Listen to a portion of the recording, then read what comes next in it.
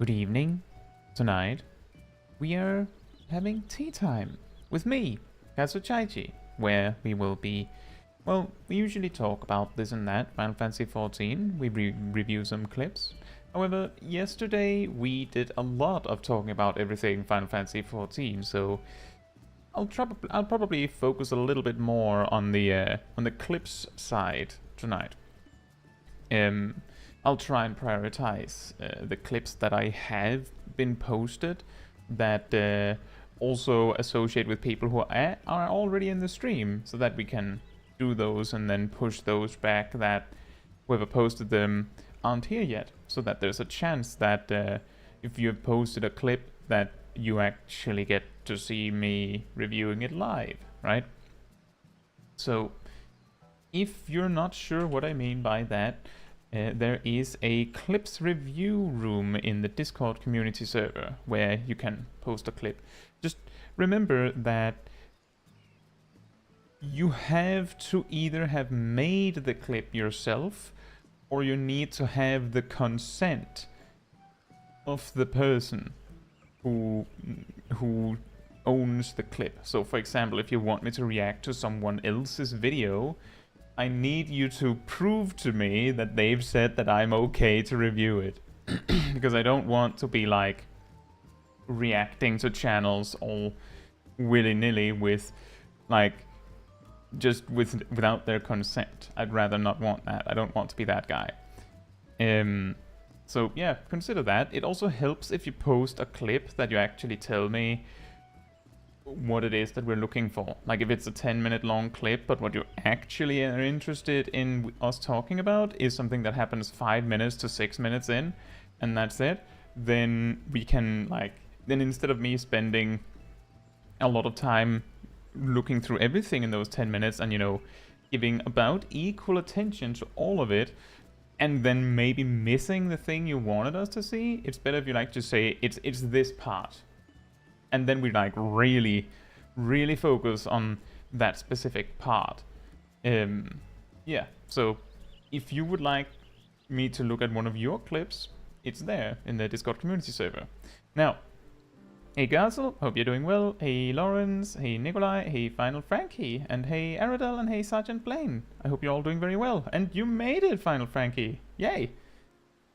Frankie specifically mentioned yesterday that they tend to miss the streams because of time zones. It's good to see that you made it today.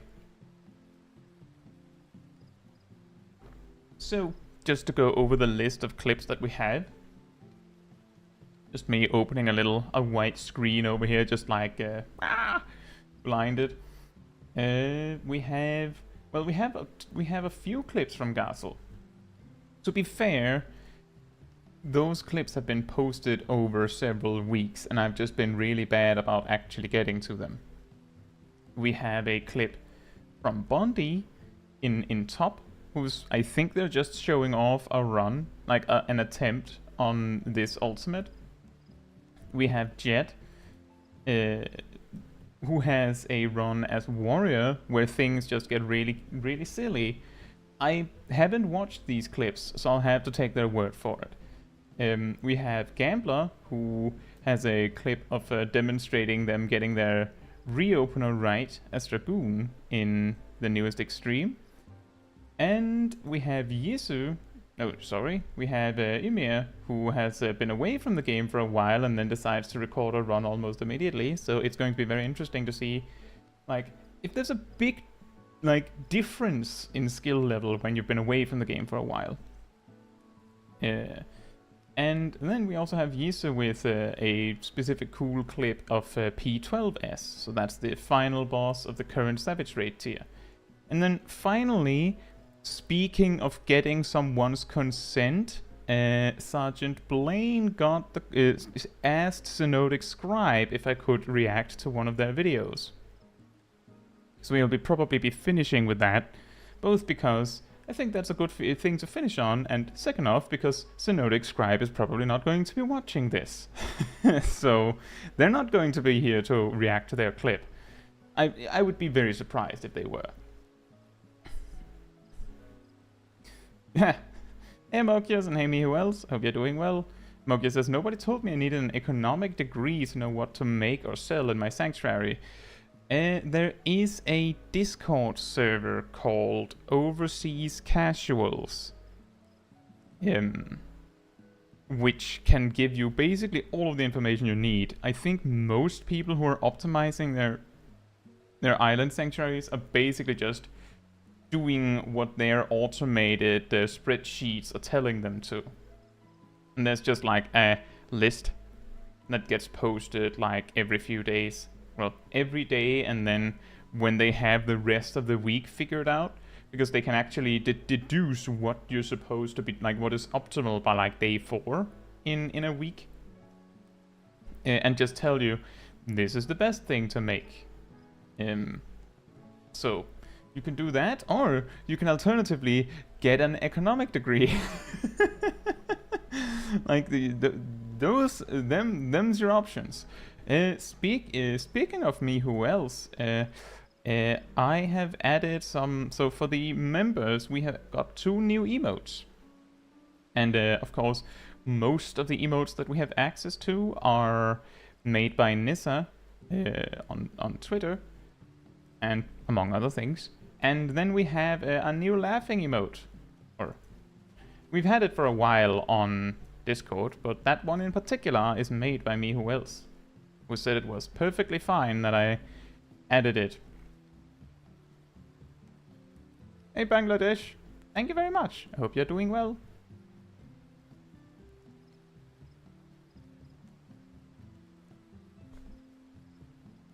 I suppose, Nikolai, that the auction houses is a specific subsection of an economic degree, or what, that she missed.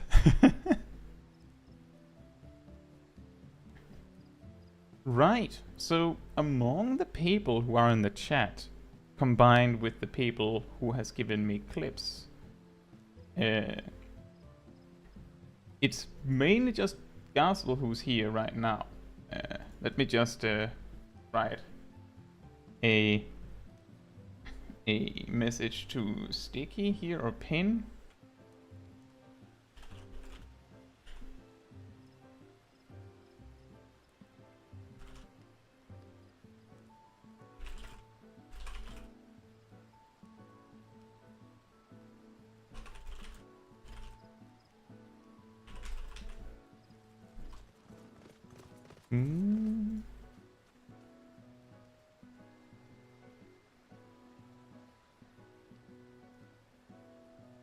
Right, and as usual, if you want to visit where we are in game, we are at Louisoix Chaos in EU, in the 29th ward of the Lavender Beds on plot 36.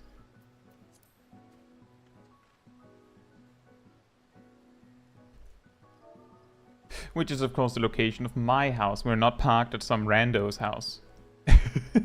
Although that would be very funny. Right, so let's see here. I happen to know that Gazel usually does not have any sound on their clips. So there's no reason for me to mute my side of the game. So Gazel says for this clip, which is a clip of the let's see, what was it called again? I don't even remember.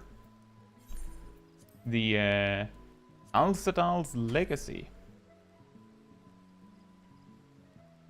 Where they say that specifically the tank seems to be new. But considering that they did great, which is a very interesting way to put it. I don't know about that one, but if you have anything in particular you think we should be focusing on, Gazel, do let me know. I'll try and keep an eye on chat as we watch.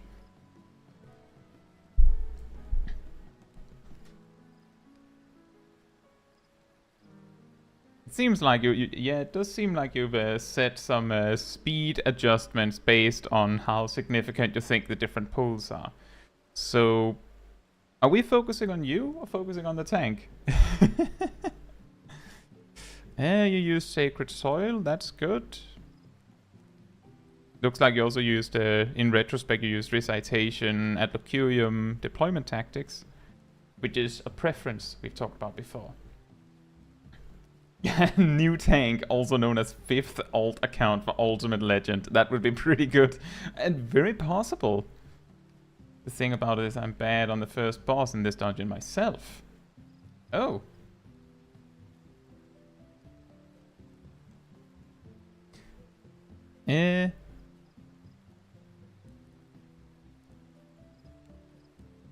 Specifically on the first boss, I have a good idea of what it is that you're thinking of that you probably messed up. Is it the tentacles? I'm pretty confident it's oh boy. Looks like the tank got hit by the bad breath. That one always puts you in an awkward spot as a healer. Do you spend all of your time casting Izuna to help them, or do you just kinda hope that the tank is fine? Right, so the thing about it is I'm bad on the first boss in this dungeon myself. Well, then let's focus on that. The tank used Reprisal for the first raid wide. That's very good. You have changed stratagem up now. And you're dumping all of your ether flow because ether flow's ready. Wait, what happened there? Oh, dot reapplication. I'm now doing the first boss from avoid both AoEs to only step on one. Well, both of the DPS got hit right here. Got hit by the dot right here. Soldier or something says, if you're bad at dungeon mechanics, stack max possible tenacity and you can just stand in these AoE mechanics with Dark Knight's TBN. You can do that with Dark Knight's TBN without stacking tenacity. Do you know how much damage reduction that amount of tenacity will give you? How much do you think it gives you, Soldier?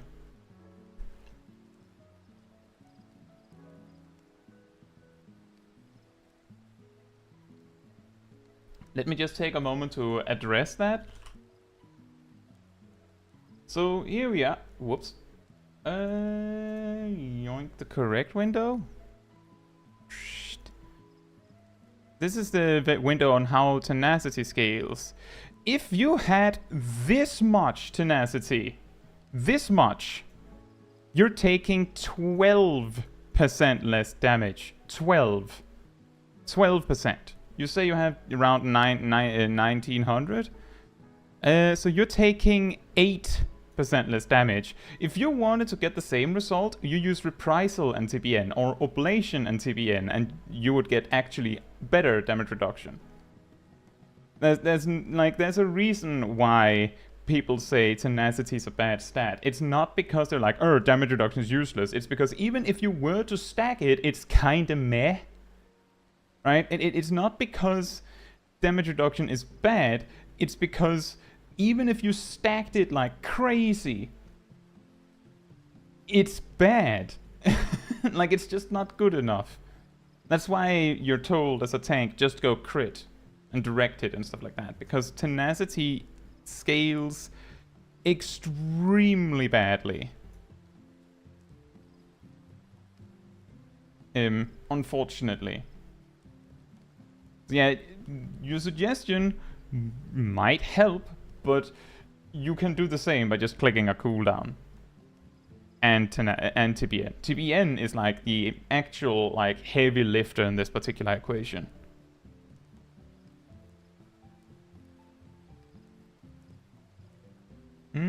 Also, Nikolai says, I'd love to listen to stories from the game, like from the player's point of view in different scenarios with their free companies, random people and all that stuff. Oh. That's fair, Soldier, but the thing is, as long as, like, this is a little bit like the Fight Club thing with mods. If you have a preference, you can do whatever you like. If you start going, you should do like me, then we start to have to question it, right? But you can stack tenacity if you like.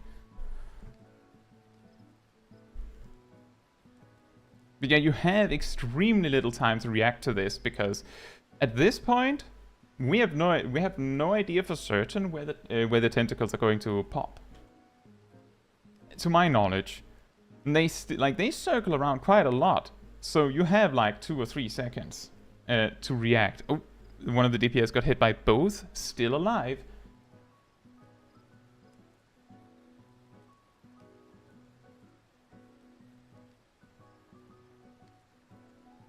Hey Ryan, hope you're doing well. But that is an interesting thing with the point of views, Nikolai. I don't really have stories like that at hand. It reminds me of, was it a Preacher's Drama Time? The way that you explain it.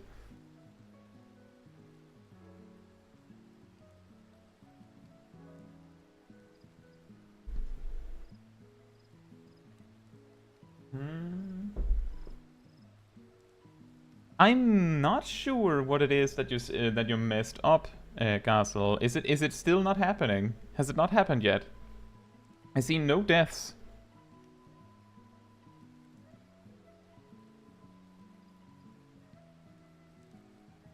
Hey Zach, hope you're doing well.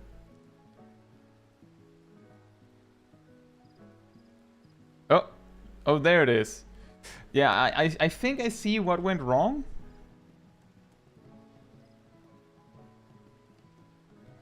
At this moment, I think you concluded that the tentacle going over here was going to like just move all the way over to that corner, and this one down here was probably going to like do another spin and just end here. So if you went over here, you'd be fine. So you kind of just like went with that, only for one of the tentacles to spin around and do exactly not what you had anticipated.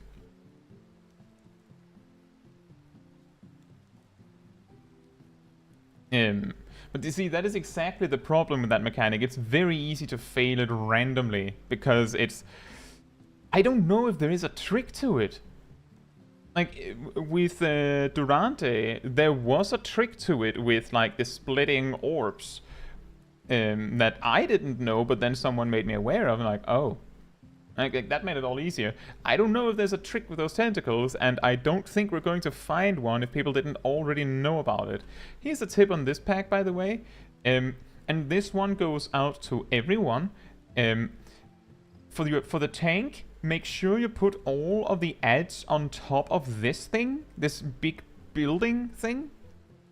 Because you need to get that killed as soon as possible, because as long as it's here, it's going to spawn more stuff. The reason why I'm saying this is because some tanks move the trash, like the mobs around it, away from it to try and incentivize the DPS to single target the building so that it dies quicker.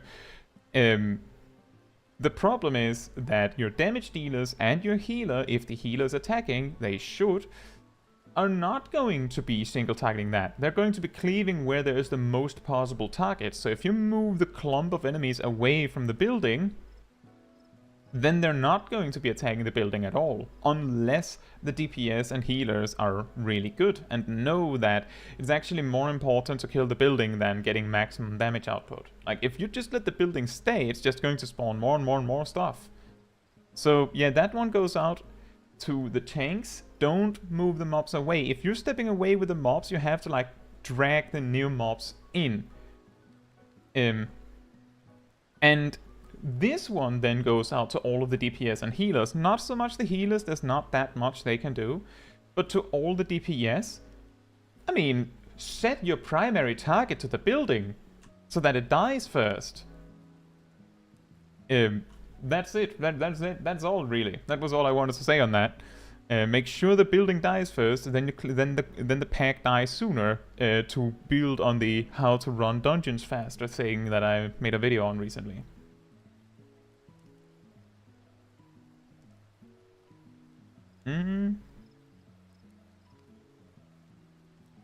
Exactly, Castle. That's also what I mean by, like, for the healer, there's not that much you can do. Like, I mean, you could also attack the building while you're using Art of War, but aside from that, you're going to be using Art of War anyway. Like, the DPS gain on the building by using single target spells is so small compared to the AoE you can do otherwise, that there's just no reason for the healer to switch to single target. But most other jobs, like most DPS jobs, can like really focus their damage.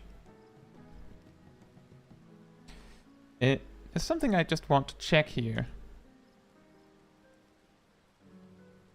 Okay.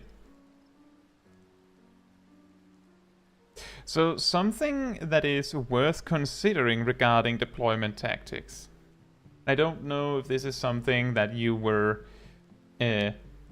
considering when you did this, Gazel, but a thing that is relevant about the deployment tactics is that it actually copies everything about the Adlocurium that you're deploying, which means that if there's only 20 seconds left of it, then everyone gets 20 seconds left of it.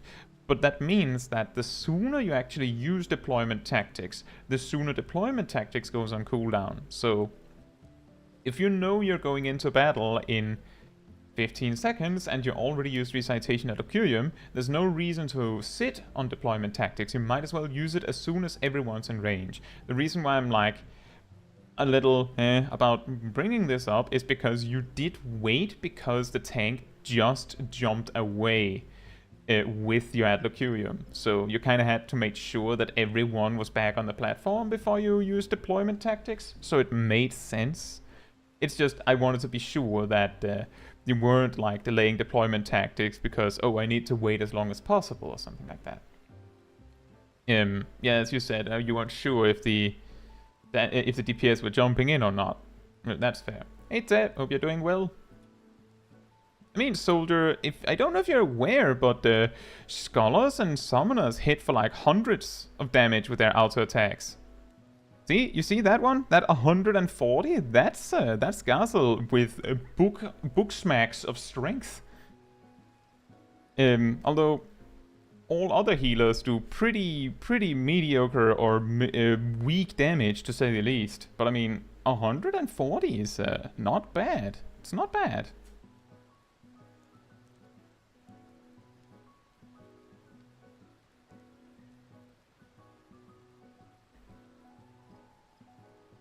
They are very heavy books, Frankie.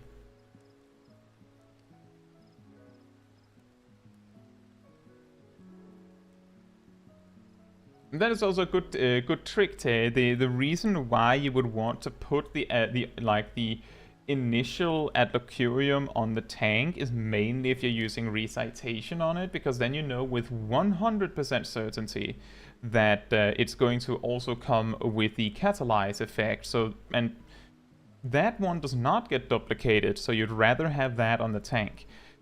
I'm not sure, just off the top of my head, if the Galvanize or Catalyze is spent first, but I'm pretty sure Galvanize is spent first, so your strategy would still be smarter. Orion says, what's the swing time on those books? It's 3.12 seconds.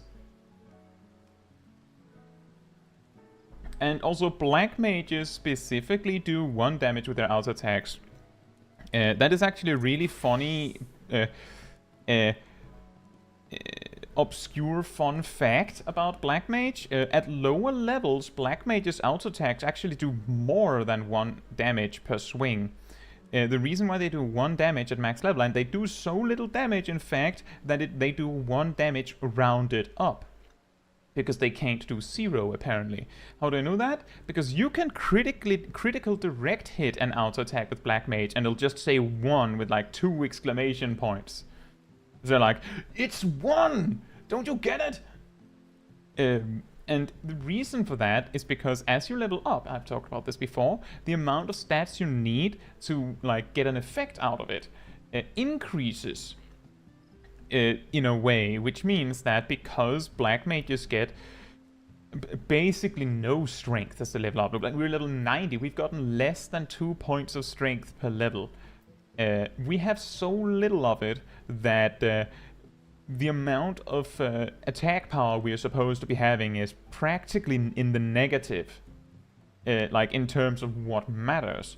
So specifically, Black Mages at level 90 do 1 damage with their auto attacks. If you take like a level 10 or 20 or 30 Black Mage, they'll do like 10 or 20 damage sometimes with their auto attacks. It's really weird. You just don't have any reason to because you spend so much time casting.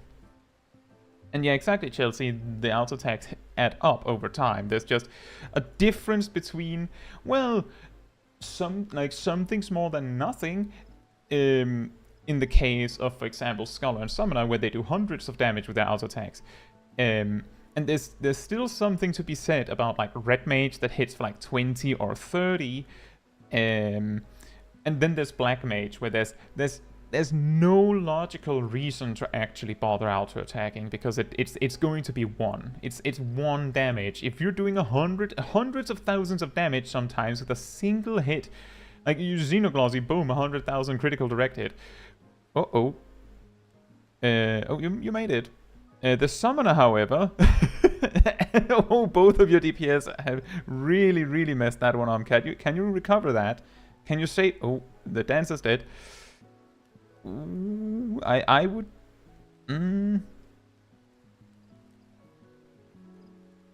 Let me just rewind that. So here, you're moving into position. You see the Summoner stepping here. What I would have done in this moment is that I would probably have used Ether Pact on them. You have a full bar of Ether Pact. You could have used that to probably alleviate most of this. At least a significant portion of it. This, however, double dots. I'm not sure if there's much you can do about that. I don't know if there's much you can do about that. You would probably need, I would probably say Excogitation on the Dancer, maybe also an Adlocurium. Maybe that'll do it. But I also see that one of your reactions was use Whispering Dawn, which is something you wouldn't have been able to do if you had already put your pet into using Ether Pact. At least one would cancel out the other, right? So you'd have to recast Ether Pact again. But this one is not so much, oh, you failed. It's more like, you didn't manage to, like, go above and beyond because what happened there was the Dancer and the Summoner failed, and you had to choose. Something you could also do in this situation is, oh, I think, and these DPS are very confused. Let me just rewind this. So, I've done this dungeon many times because it was in the Expert Roulette for a long time, and it means, of course, that I basically have this fight from start to finish on the back of my head, you could say. The second time this mechanic happens, you can see there's two different types of this mechanic. There's the one where it does this and then, you know, turns 90 degrees and does it to the other two quarters, where there's like these arms or hands. Every second time they do it, it only shoots to 2 quarters, but there's hands off to the edges that are like cutting off with line AoEs. So there's pretty much only 2 safe spots or something to that effect.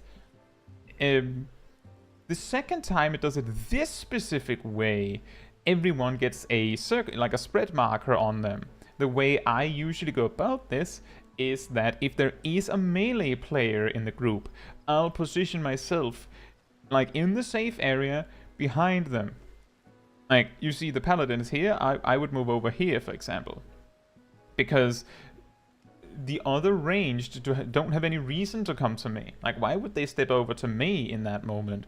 It's a lot easier to do it if you have a melee DPS, range DPS composition.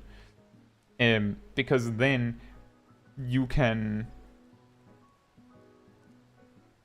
then you can, like, pairwise do this trick. But because you have 2 ranged, the best you can do is, like, try and just use the tank as your safety pillar.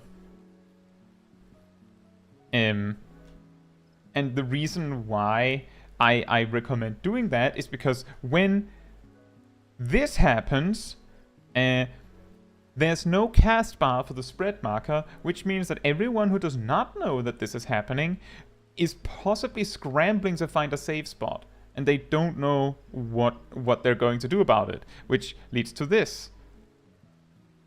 That is not to say you messed up. Both of the range DPS were already stacked on top of each other, so they would probably have done it all the same. It seems like the summoner's raising the dancer. That's pretty nice. Do they not have Swiftcast available? I guess not. But this is a fight that shockingly can really get awkward if everything goes wrong. I don't think I've seen it go this crazy in a long time.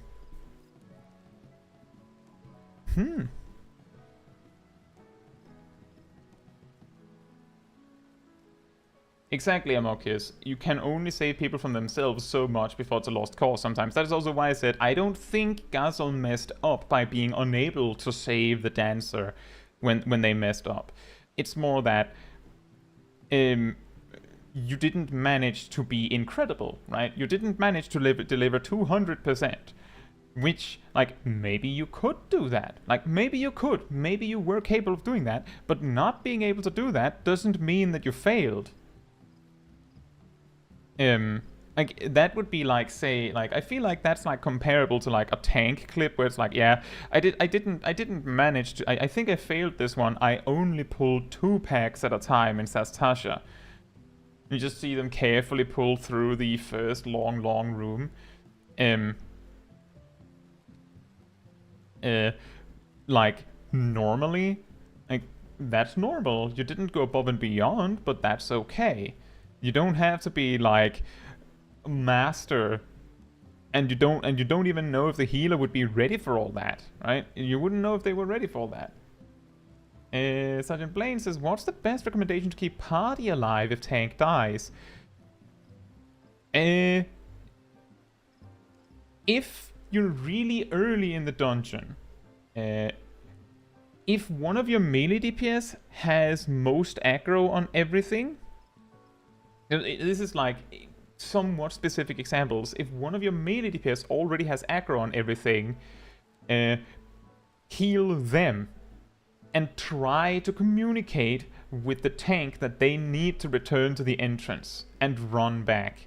Because the thing is, if you res the tank, they will be out of the battle for nearly the same amount of time anyway, and they'll come back with less health and the weakness debuff. If they just return to the entrance and run it back, they will come fully ready to tank. Like, they will actually, I believe that resets all of your cooldowns. So you would just, like, as a tank, you would just be able to come in guns blazing and just save the day. The healer would just have to keep the group alive. So, like, try to, like, attach yourself to one of the DPS and hope that they stand their ground with you if they do that. If they can tank it while you're spam healing them, then you might be able to recover from that. The alternative to that is, of course, just run later in a dungeon, like after the first boss or so. Then it's no longer probably worth it for the tank to run it back. There you would probably have to swift cast raise on the tank. And depending on how big the pull is, you might just have to run and hope the tank can catch up to you. It also depends on the pull and depends on the tank and depends on the healer. For example, in a low-level dungeon, like if you're like level 45, a scholar might be able... well, I mean, at level 45, we've discovered that scholar can solo the majority of packs. So if you just play around surviving, you might be able to solo that pack if your tank dies. I don't know if you'd be able to do it if you have like a giga pull, but you would be able to do it if there's only like stragglers left. So ultimately it's complicated. Yeah, a Reaper using Bloodbath and Arm's Length and also making good use of their Arcane Crest can sometimes function as like a backup tank. But they will require a lot more healing assistance than an actual tank would. But as as Chelsea also said, you can't predict those moments sometimes. You might land in that situation because you already used everything you had. Like, the tank died for a reason, probably. So if the tank died for a good reason, then not much you could do about that, right? Then you don't have anything to give to the DPS who takes over, so it's just F's in the chat, right? Sometimes you'll just wipe.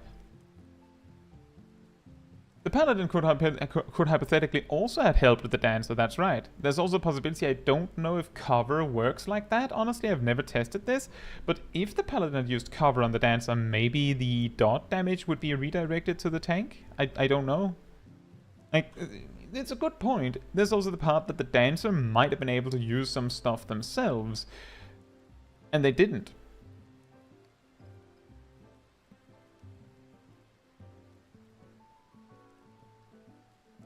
Oh, and both of the DPS were out on the spikes. I love this fight. Specifically the gimmick. The thing is, I hate this fight if I'm playing a job that don't like being interrupted in its rotation. Then I hate this fight.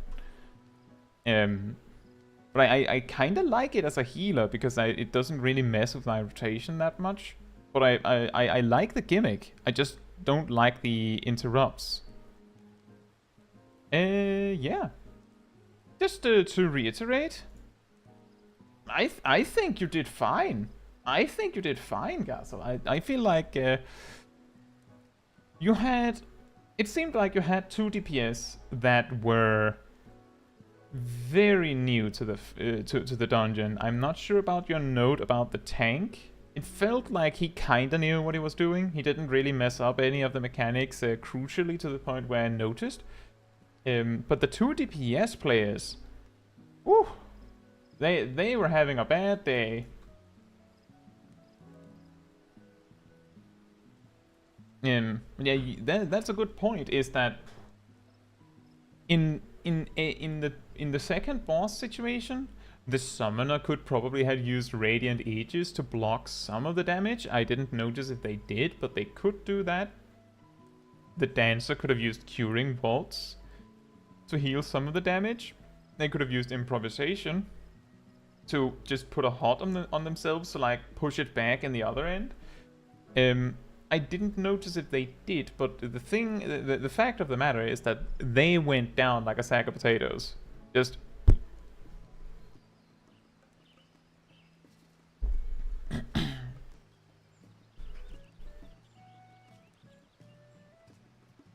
it was back when I was extremely cursed and realized, are you not cursed anymore? What happened? Did you find a cure? Did you get something? Did you get like a decurse of some sort?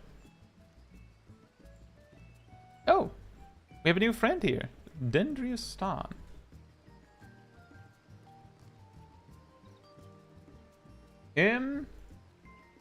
Let's see. I'm just flipping through the clips to find one that is someone who is in the chat. It might mean that we're primarily looking at Gazel for a bit. I mean, then we have the big tour of Scholar, I think. Yep, big tour of Scholar.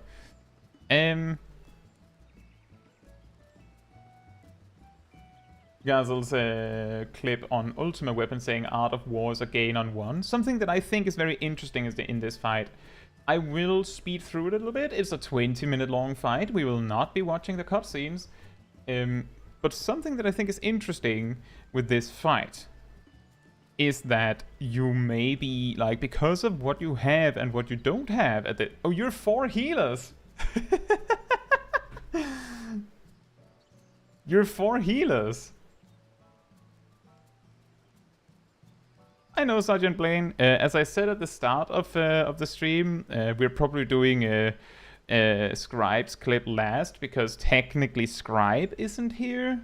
To contrast, of course, you're the one who suggested the clip, so you would also be interested in seeing the reaction on the review. But I feel like that's fair that the people that had made their own clip, that they also get to see that first, if they're here.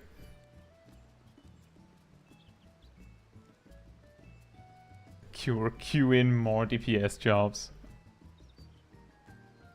So You're the tank because of auto attacks and Art of War. Is that right?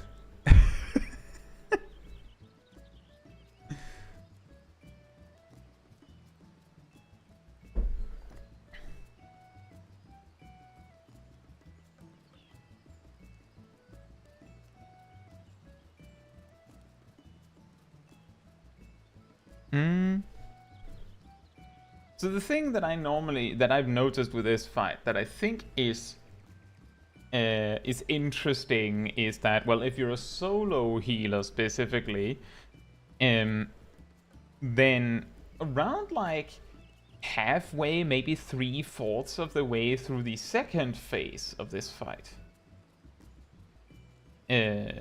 you will probably run out of stuff you can just throw out.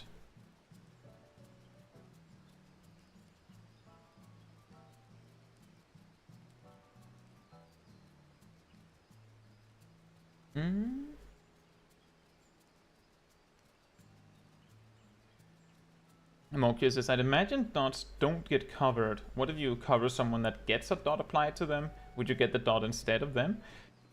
I think you would, but it might not be true for all of them.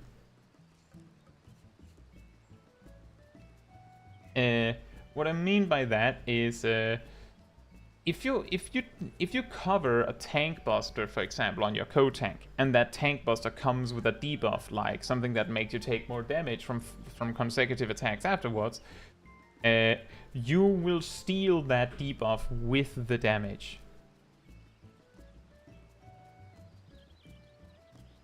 Oh, it's you! Right. That is sitting at the bonfire with us. But yeah, usually if you intercept the damage with cover, you will receive the debuff. But I don't know if that applies to things that don't do damage themselves. For example, standing on the lightning stuff, I don't know if that, like in the previous dungeon, I don't know if that actually does damage. If it doesn't and it just applies the debuff, then there you go, right? Then you're taking the damage from the dot, and the floor just applies the dot. And if that doesn't get redirected because it isn't damage, then maybe cover doesn't work. Like, it is something we could go and test, but it would take a while to go and test it. Do you have the DPS for the Flex Healer LB3? What? Oh, you mean like a healer just uses LB3 just for the memes? A Cat Damon says, I have a "this is why I'm using Art of War" macro just for MSQ. Do people ask you so much about why you're spamming Art of War? Does that happen regularly? Like, do people always ask?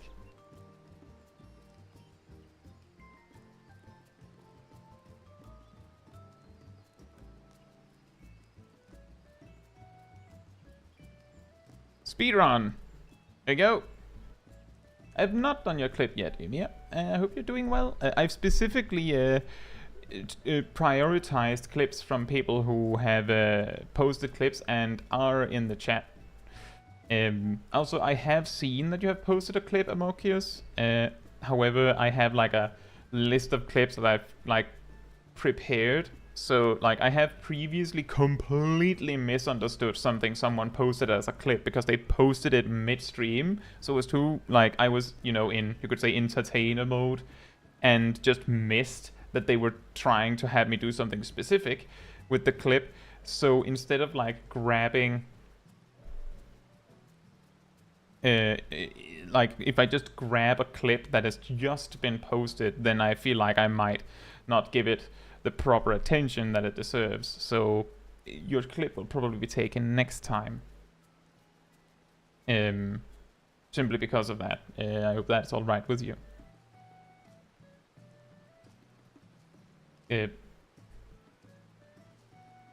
I could see why some like over helpful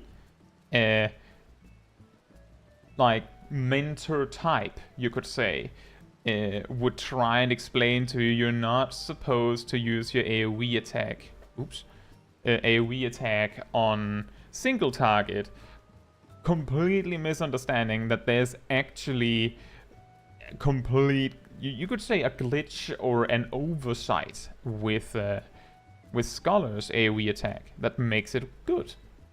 Also, I think this is the most relaxed ever. Oh, maybe not. Possibly most relaxed go of Ultima weapon in existence. As long as you don't die to the random tank busters.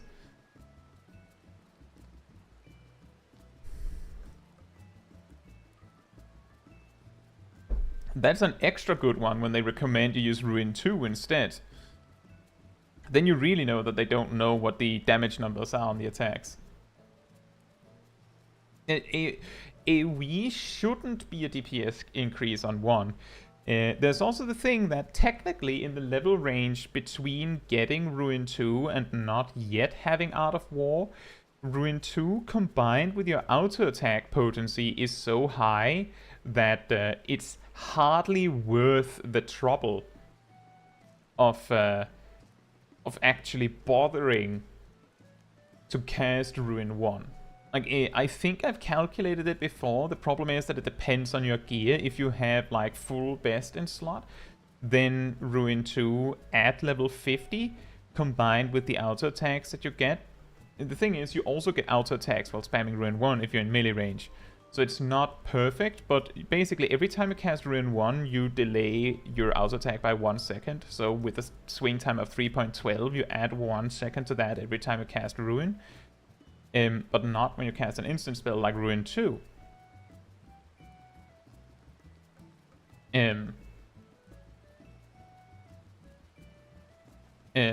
Because of that, Ruin 2 does like the equivalent of like 1 less potency than Ruin 1, if not 2 or 3.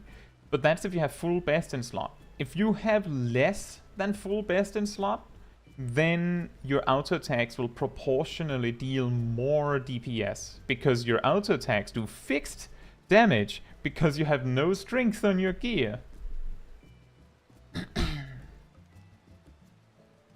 Yeah, exactly, Gazel. Ruin from level 1, Ruin 2 when you get it, Art of War when you get it, and then Broil when you get it. It's like your single target style.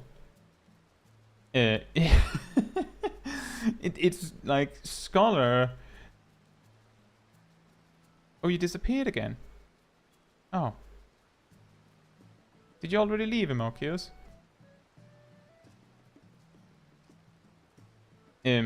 Scholar is like an enigma in terms of your rotation. Like it's completely nonsensical. And when you then add stuff like, oh yeah, using healing abilities is technically a DPS loss because ether flow, then like you've really just like the cherry on top, right?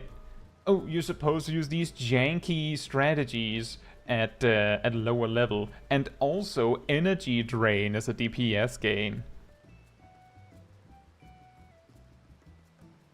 Like this, despite the amount of changes that Scholar has gotten throughout its existence, especially with like Shadowbringers and Endwalker really toning down on its dots and stuff, despite that, Scholar just reads a little bit like a job that has just not been fixed.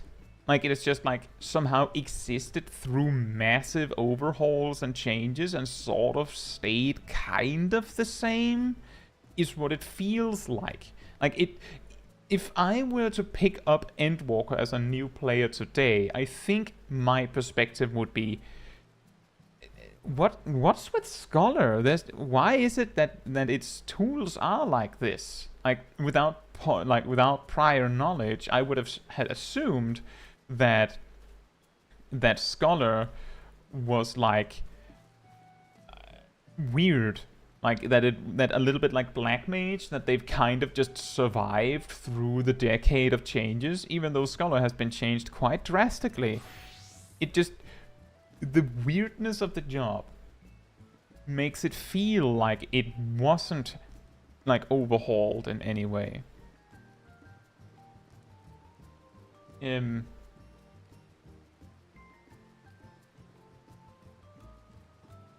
Sergeant Blaine says, but if Art of War isn't a DPS game versus one target later, isn't it a good thing that people say you shouldn't? Like, feel like beginners will use it wrong, like single target Dotson, because they saw others do it. The thing is, if you tell someone don't do X because in 10 levels it'll be wrong, but it's right now, isn't that also dumb? Isn't that also a bad idea? The reason why there's a problem with people using single target Dotson in general is because it's always a loss to use single target Dotson. Except there's actually one exception that someone made me aware of. Apparently, well, let me think here.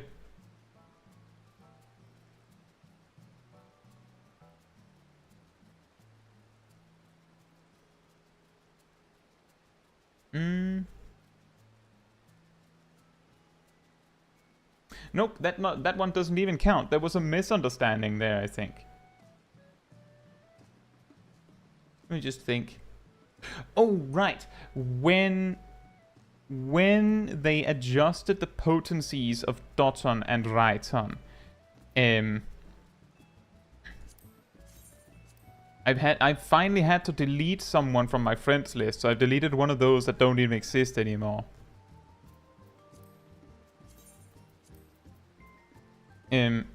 When they fixed, when they changed potencies on jobs with the release of Endwalker, they made sure that that Dotton had strictly less potency than Raiton, like 20 less. Like it was like ridiculously small margins. But at that time, Phantom Kamaitachi exists, and Hollow Nozuchi exists. And Phantom Kamaitachi activates Hollow Nozuchi. So if you actually used Dotton before Phantom Kamaitachi, I'm not sure how you would set that up in a single target situation without breaking apart your single target opener, but if you did, then Dotton, back when it did 630 potency instead of more than 650, then Hollow Nozuchi would actually make it do 680, which is more than Raiton. One exception.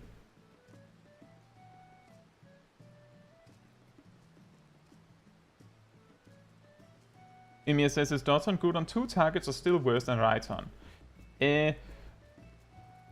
Dotson is better on 2 targets, except when you get Fleeting Raiju and Forked Raiju. When you get Forked and Fleeting Raiju at level 90, then Raiton is better on 2 targets as well.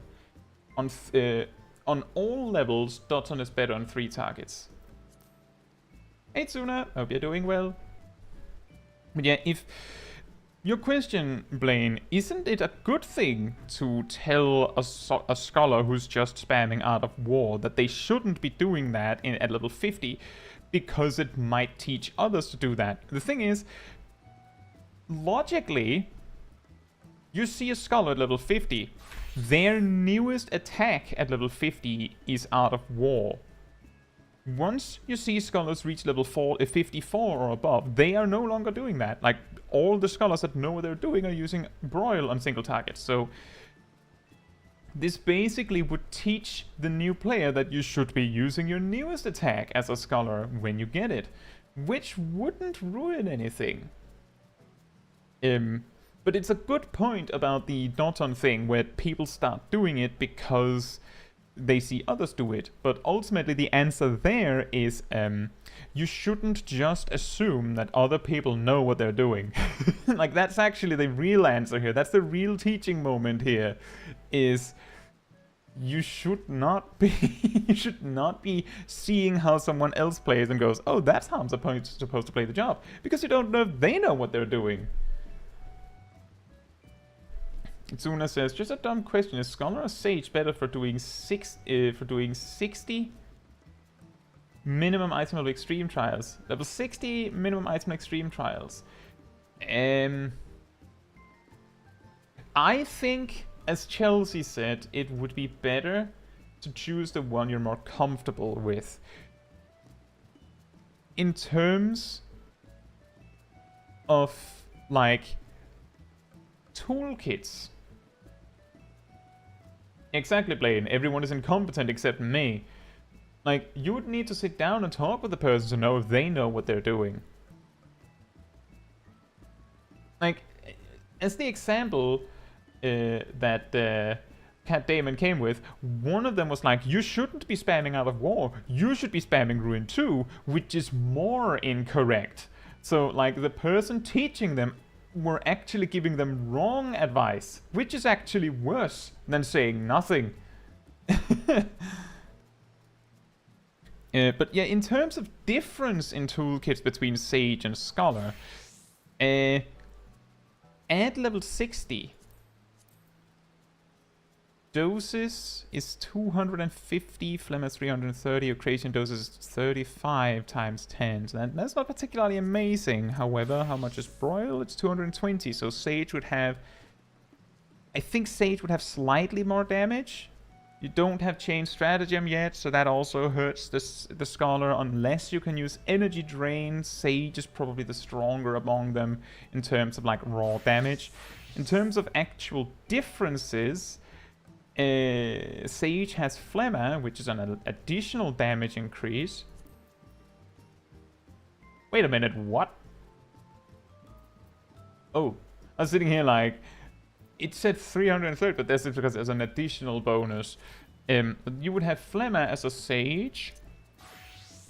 As a Scholar, you would have Fey Illumination. As a Scholar, you would also have Deployment Tactics. I think it's like Fey Illumination and Deployment Tactics are like the key ones here. For Sage, what you get instead is, well, you get Soteria, which is like a single target healing boost. It's not particularly significant. You get Phlegma for the extra damage. You get Icarus for mobility, which might be helpful on Sephiroth. You get the improved Physis 2, which is significantly better than Whispering Dawn, and also kind of doubles as like an alternative to Fey Illumination, except this one works on abilities as well. You get Zoe, like net, I'm pretty sure Sage would be the stronger of the two.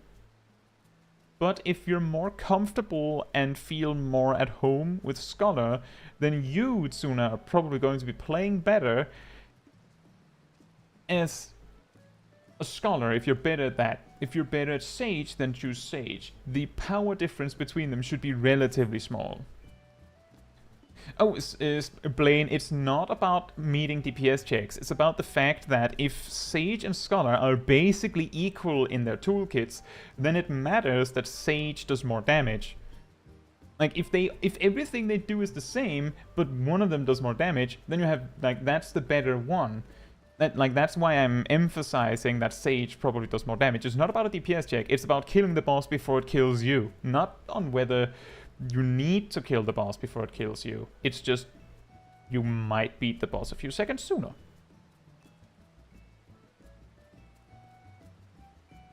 Frankie says, in my case, I'm the one who never knows what they're doing. That's why I don't heal. Well, the thing is,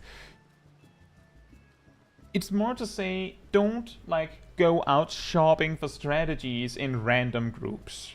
Right? Like, that's what I'm saying, is, like, unless the person can justify the advice or the decision that they're making, unless they can justify it, then you shouldn't just look at what other people are doing and go, oh, that's what I'm supposed to be doing.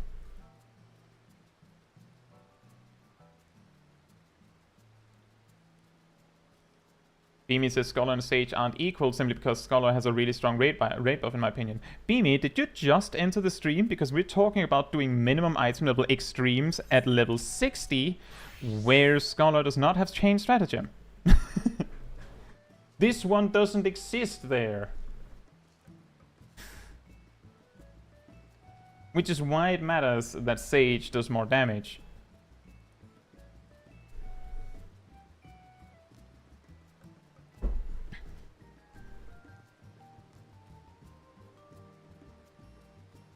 But at max level, the way that it works is if your group is well coordinated, then Scholar wins because of the raid buff. If your group is not well coordinated, then Sage wins at max level in terms of damage output. Again, because chain stratagem is the core here. It's the key factor, the thing that makes or breaks the difference. Yeah, sorry, Beamy, it was a little specific. Don't worry about it.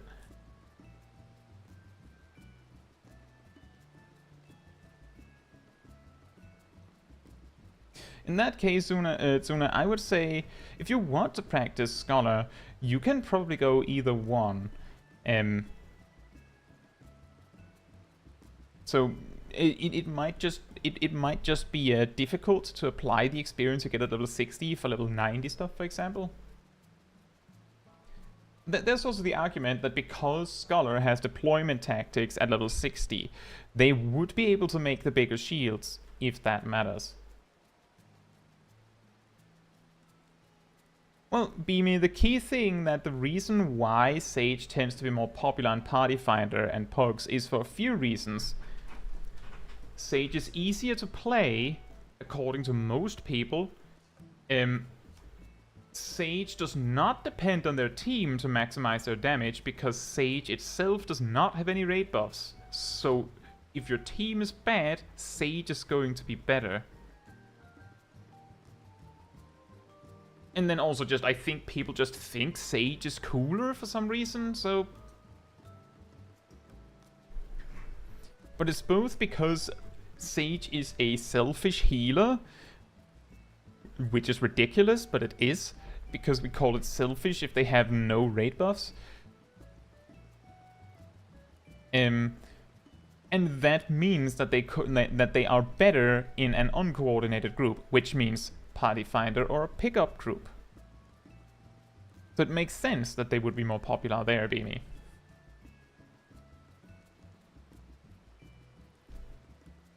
Personally, I would just prefer not having double barriers, Chelsea, just because it's really annoying as the barrier healer itself. You know what I mean?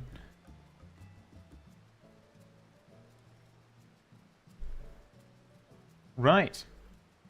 So, now that I know that Imi is here, we can take a little intermission from the Scholar clips and take a look at Imia's performance. I know that there's usually sound on these, so I'll just... Wow. Complete silence.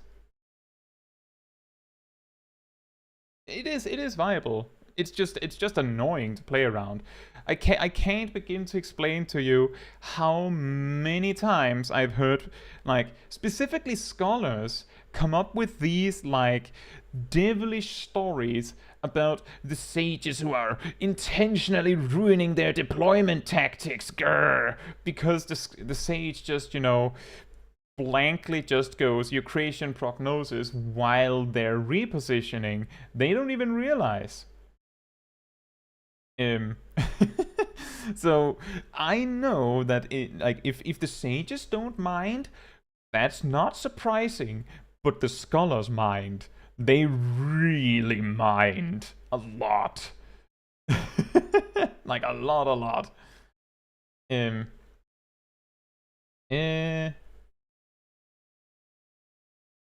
Let's see, Gleaming says, real quick, are raid storylines available in New Game Plus? I need to reread Alexander.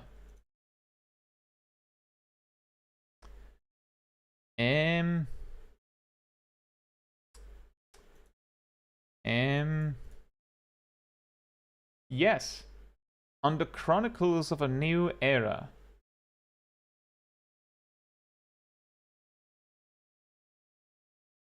And Zach says, I have a question. Do you miss Protect and Stone Skin? I missed... I didn't get to meet Stone Skin. I just knew that it existed. Like, I knew that it existed. I've heard the stories. I know what it does. There's also in Boja, there's a lost action that is basically Stone Skin. Protect.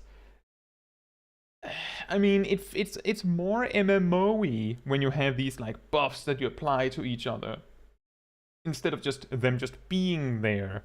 But the removal of Protect almost certainly came with like a buff to all jobs, like inherent defense to compensate for the removal of Protect, because in a balanced group you always had Protect on, so things would feel different if you removed it and didn't like compensate for it. So it's like, yeah, it kind of sucks that they removed it, but it didn't really change anything. And that's what I'm getting at, is that the only thing it changed is that now you don't have a white mage going, wait, come back, tank, you can't pull yet, I have to cast Protect on you. Like, are you crazy? You can't do a mega wall-to-wall pull like that without me casting Protect on you. Right, so story here is Ymir has not played Final Fantasy XIV for at least a few weeks at this point, because her computer basically went kaboom. So I've seen like regular clips from Ymir, so I would probably notice if there's a lot of things that have suddenly been forgotten after this break. Oh, it's still a little loud. A little sharp sound.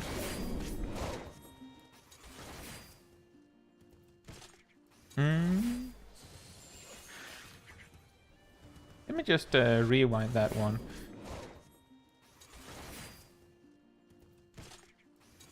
Very nice. I would probably have interspersed with a provoke there on the second mob, so you could do it quicker, but that might be really hard if you had to click it.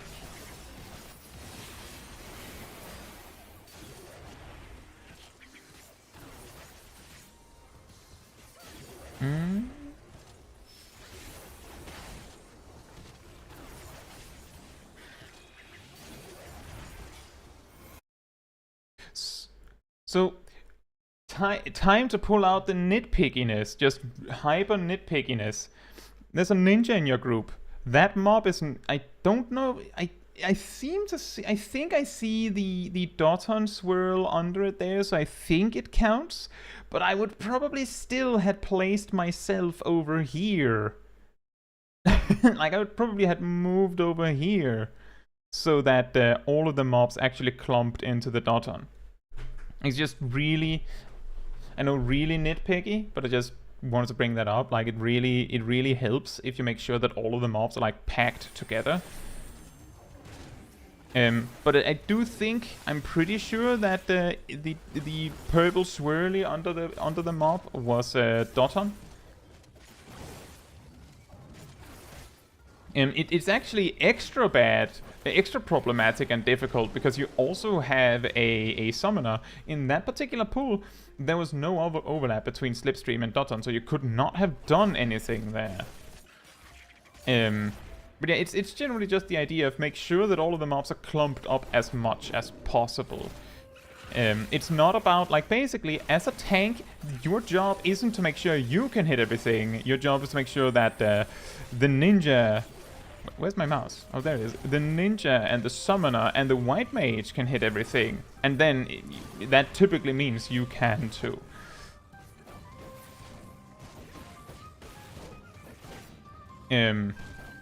This particular pull is always awkward because the two frost beasts have like a ridiculous amount of HP compared to the rest of the packs. Like, it's insane how much more HP they have.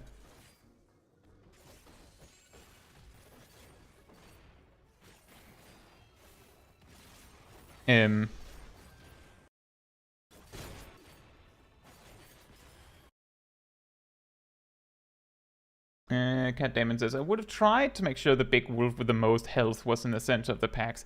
I would have said that as well, but I can assure you that it's not easy, because the thing that's going to happen is... how's a good way to explain it? You have the whole pack of mobs here, right? And then you have Frost Beast here and Frost Beast here. You want number 1 to be in the center. What's going to happen is if you step over here, then number 1 is going to shove into here, and then this blob of mobs will just shove themselves towards you.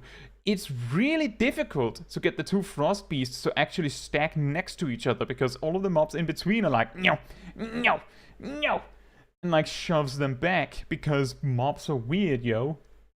I'm not saying that it's impossible, and I'm not saying that you can't do it. It would be extremely good if you could, if you can get like the healthiest, biggest mob right smack dab in the middle.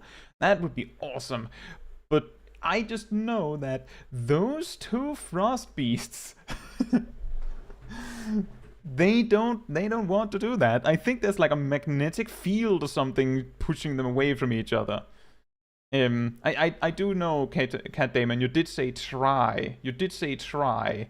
I'm also just saying, because I'm pretty sure I have on a previous occasion suggested someone do that when I watched that poll. And then when I did the dungeon later the same day, I was like, this is really hard. Like, I completely underestimated how easy it would be to do it. So I just was like, I'm maybe not saying you should just do that, Lamau, but it is a good idea. I tried as well. So, good thinking. It just turns out that the mobs don't want to accommodate you. At least in my experience. Gazel says, Slipstream has a big upfront damage, so I assume tanks should pull mobs on Doton. If you have a Doton and a Slipstream separately, and there's no overlap, then yeah, Doton takes priority, because Doton provides way more damage. It has nothing to do with Slipstream's upfront damage. It has more to do with the fact that the dot after the fact is not incredible. But if there is an overlap, then you prefer to put all the mobs in the overlap. As many mobs in the overlap as possible, preferably leaning towards the Doton, of course. But it was more to say that there was also there's going to be both a Doton and a Slipstream in this group. So there's like double the amount of stuff to watch for. But yeah, Slipstream is really mean, because the summoner itself doesn't actually have that much control over where they put it. I don't know if they've changed it. It's been a while since I checked. But the way Slipstream works is that it places the Slipstream where your target was when you started the cast. Which means if the target, like, moves while you're casting, then the Slipstream circle just lands somewhere completely different from, like, where the mob is. So if the summoner tries to get smart about it and starts like casting the Slipstream before the tank has finished moving the mobs, then the Slipstream just goes, I'm over here now. Even though the attack lands correctly, it's just the circle AoE itself doesn't care and is landed where the mob was. Mokia says, I tend to always use an Aurora if I see I'm on 2 stacks of it and in combat, since otherwise it's just going to waste. That is a very good tip. That is a good tip. Like, just use Aurora if you have it. And, like, if you have an extra one, that is a good tip. That also coincides with, like, Holy Sheltron. If you're at full Oath Gauge, maybe use one a little bit aggressively. This usually comes naturally because you want to use your short cooldown defensives first. So, like, that's no problem there, but with Aurora, it's easy to miss. Also because it's not super... It's not immediately felt, right? It's not immediately something you feel when you use it, because it's a heal over time effect. So... And yeah, you did do that there.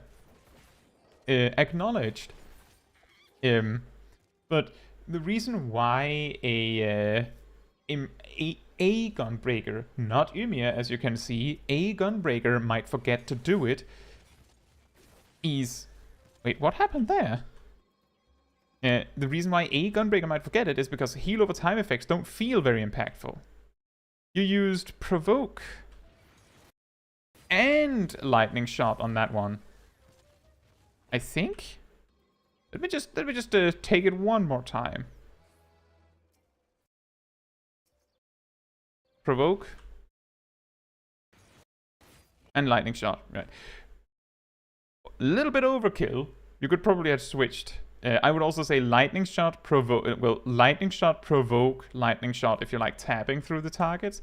Like, one on each. A common, extremely common misconception about provoke is that it doesn't do any enmity. It does, at least to my calculations, which were relatively quickly estimated more recently. Originally, back in Shadowbringers, I calculated precisely that provoke does 2,000 enmity, 2,000 potency worth of enmity, which scales with your tank stance for 20,000 if you're using tank stance. So it's stronger than double down for enmity, as long as double down doesn't crit or something. But in Endwalker, it appears to be over 4,000. So you should use it. Usually, I would use lightning shot, provoke, lightning shot, because provoke is an OGCD. The reason why I'm bringing it up here, Imi, is because you use provoke, lightning shot. You clicked caps lock instead of tab. Ah, yeah, that would do it.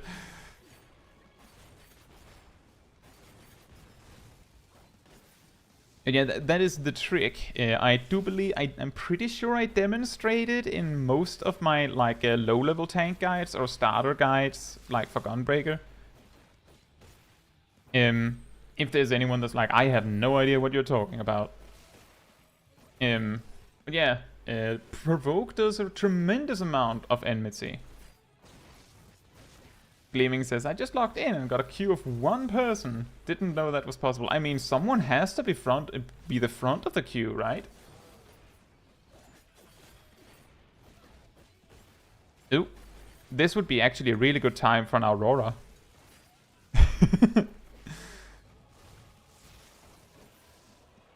Wait, what? How did you get hit there?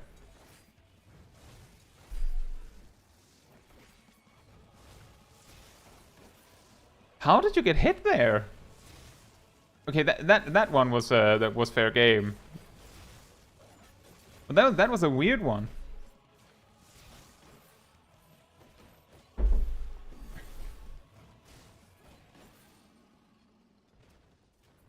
His foot on the line, but the thing is, the only thing that matters is whether the center of your character is in the AoE. If you look at this targeting reticle, the only thing that the bosses can actually strike you with an AoE on is like smack dab in the center. Like if you found the exact center of this targeting reticle, that's where you are. The rest of you don't even exist. As far as the bosses are concerned, you're a single pixel. It is weird. It's also because that single pixel is like not where you think it is, because due to server latency and all that jazz, you don't know exactly where you are if you're actively moving, because there's like a delay between you and the server and stuff like that. It could be that Ymir moved too quickly, but it did look like, to me it looked like Ymir absolutely wasn't in the AoE. Also, don't know if Caetsu's still here, but I've seen you. Hope you're doing well, Caetsu. You did right again. Good. This boss is by far Dark Knight's fight. Yeah, I suppose so.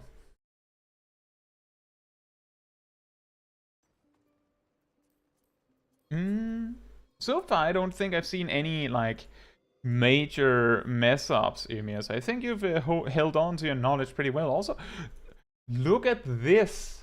Look at this. Wow. Let's admire this inventory for a moment. Wow, I'm not sure what's happening up here, but this is pretty clean. You have the amount, you have the inventory real estate. Just have this and no one question it really. Because the rest of it is clean. I also think it's funny you have one of those mock tomes from the recent season just hanging out.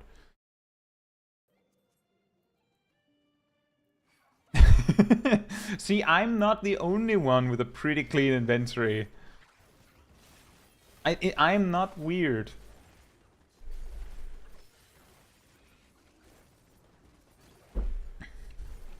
By the way, while we're on the subject of inventory, this is a Caetsu Chaiji with your daily reminder to extract materia from your equipment.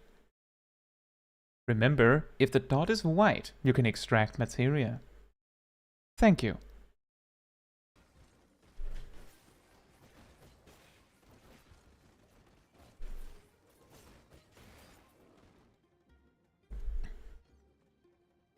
It's for level 80 jobs. Ah, okay.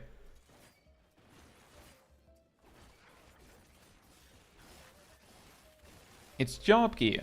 Right, yeah, I wasn't like, the thing is, like, at a glance, I wasn't sure what it was, so it just looked like a bunch of blue background items, like, why? But that explains a lot.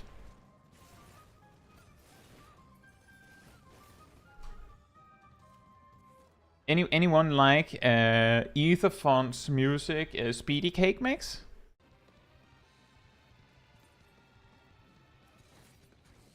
Or Endwalker Boss, Nightcore Edition.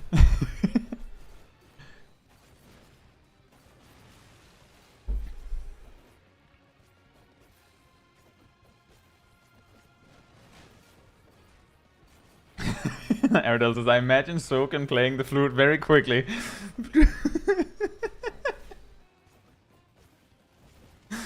That would be pretty funny. If we could just like see like the orchestral version and just have them like at 2x speed, just that would be pretty good.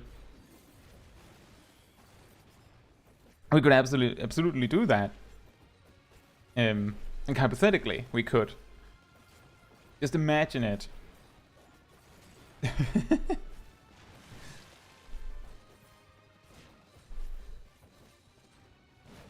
And here comes the big one.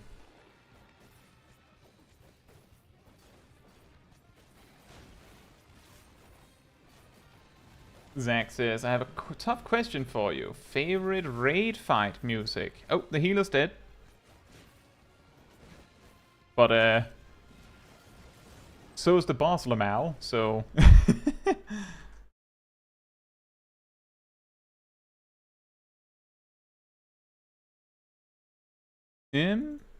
I think that went well.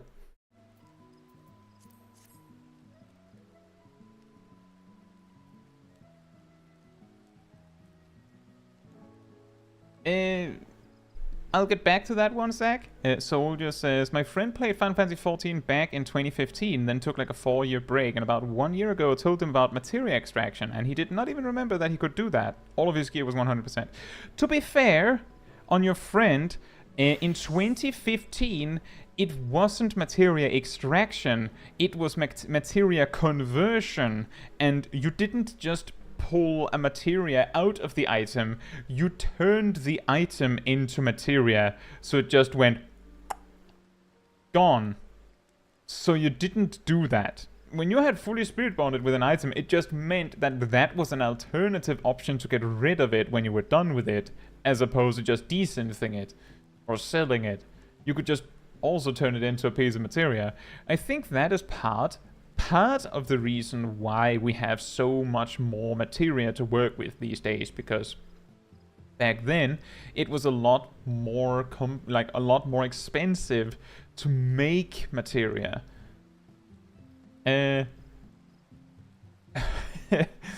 Enjoy your Praetorium, Daily Amocius. Answers is boss fight music, right? I believe it is.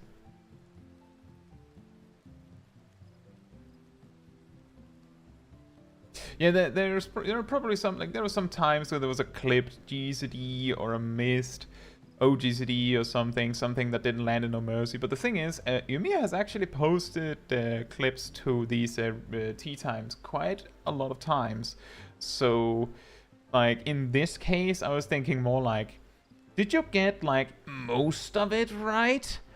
Now that you've gone away from the game for a while? Like, did you get most of it? then that's good enough.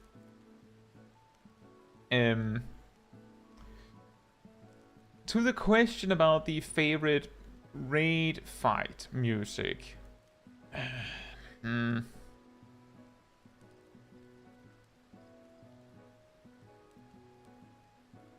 I think it would be between Blackstone White or E5, so that's Fulmination, the basically a new mix of the Ramuh theme, or E4, which is a new mix of the Titan theme, or O12, just regular O12, which is like the alternative Maker's Ruin, where Omega basically steals your theme song while copying you. And also Brute Justice's theme. That one is incredibly good. That like those are like some of them. And now the key thing to keep in mind is that Zach said raid fight. And just because I didn't mention any doesn't mean that I don't like them. Like, I also really like say P11. There's just the thing is that it's a remix of it's another version of 'Neath Dark Waters, and 'Neath Dark Waters is a song that I enjoy so much that if you go far enough back on the channel, you'll find that all of my videos used to have 'Neath Dark Waters as the background music. I just changed it to Cradle of Hope because I felt that it was more uplifting and also was one that I really, really enjoy. And my favorite version of like a build on 'Neath Dark Waters is To the Edge. Like, just hands down, and that's a trial, so that wouldn't count for Zach's question. P12 is also great, but I think like I have genuinely, like, yeah, Forward and Back is also good, but I have genuinely gone and, like, specifically, I've put on Whitestone Black, I believe it's Whitestone Black, just to listen to it.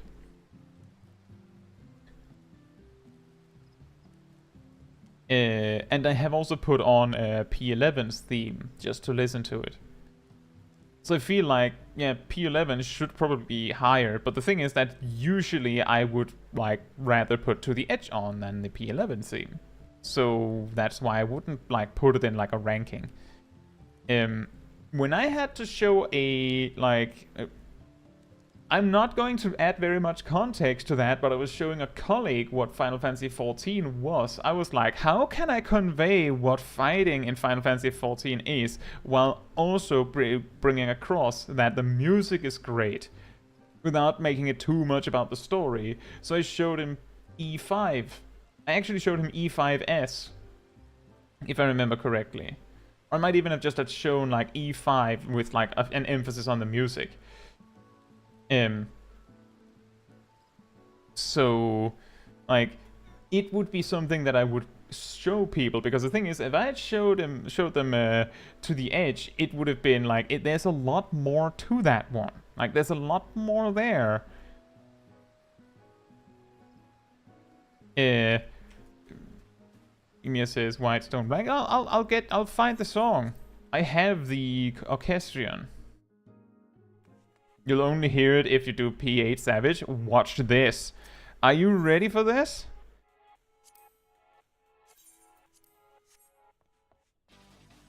I haven't done P8S, by the way. This is Whitestone Black.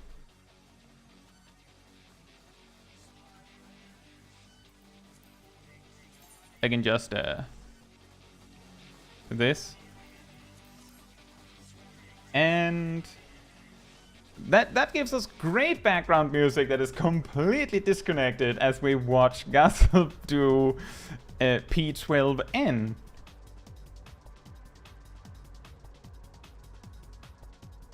And Whitestone Black is on the Forge Ahead album, right?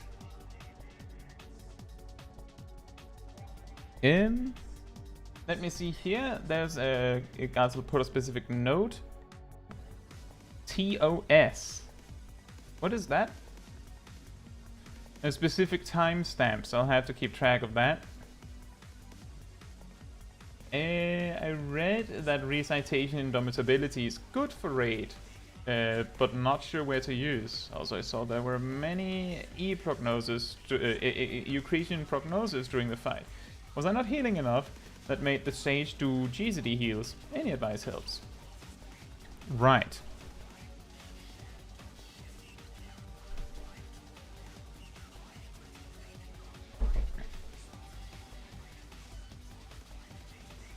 So this is of course P12N.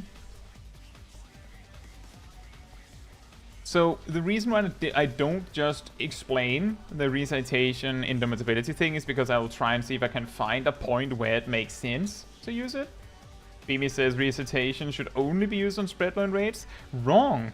If your raid takes a massive amount of damage and recitation is ready, then you can use recitation on indomitability to make it like 60% stronger, depending on your crit, of course.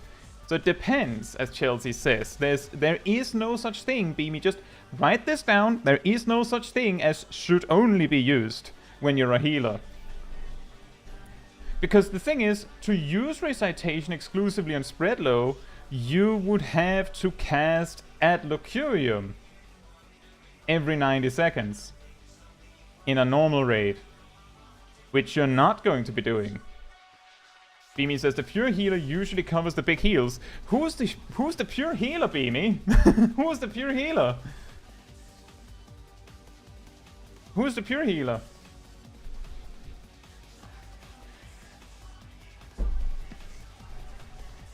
The problem is that you said in raids, you didn't say in savage raids. If you had said in savage raids, then I would say maybe you know better on that, but I would still say there are exceptions.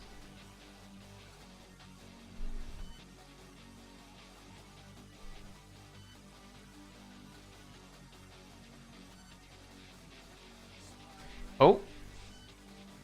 Let me just rewind that one. And there, our Sage broke the spread low. The first reason why recitation should not always be used on spread low in random groups. Because sometimes your co-healer just goes lamau if it's a Sage.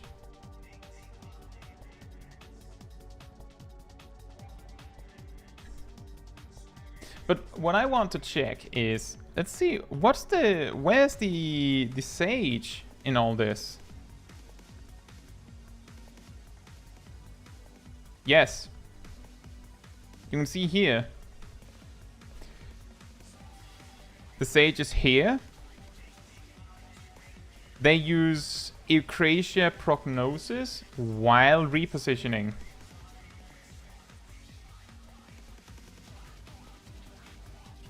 So the reason why the Sage used E-Proc was because they wanted to move for a GCD. And this is probably what's going to happen many times throughout this video, Gazel. Because that's something that I've explained before. I don't think the Sage was looking at your shield. I don't think he even cared. He was just going, well, I have to reposition. Or he or she, they. Actually, case in point. Let's see what's the Sage. The Sage is here. Oh, they just used E-Proc there for no reason.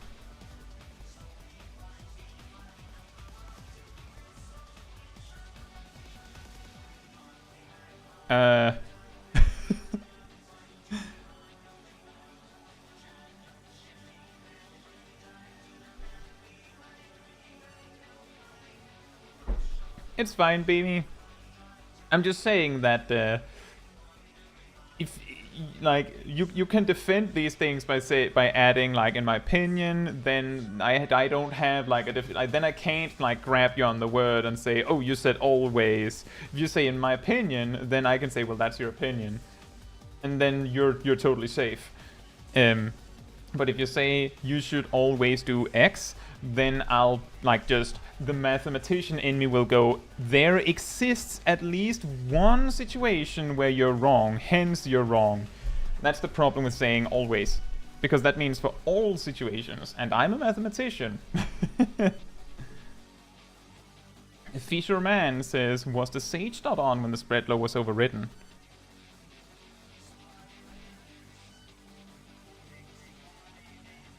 Let's see. Nope.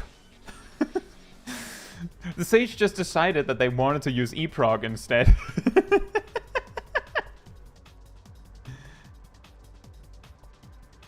And then they applied their dot. I don't think they realized that their co-healer is a scholar.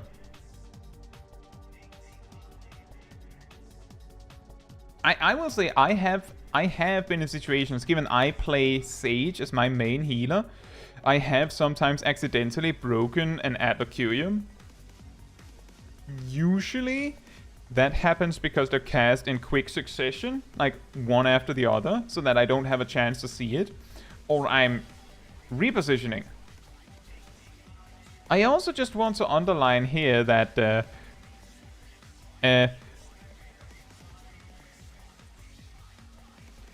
this Eucratian proc, I'll just do this one time, and then we'll start to move further in the video. Just keep track. Notice how many there are.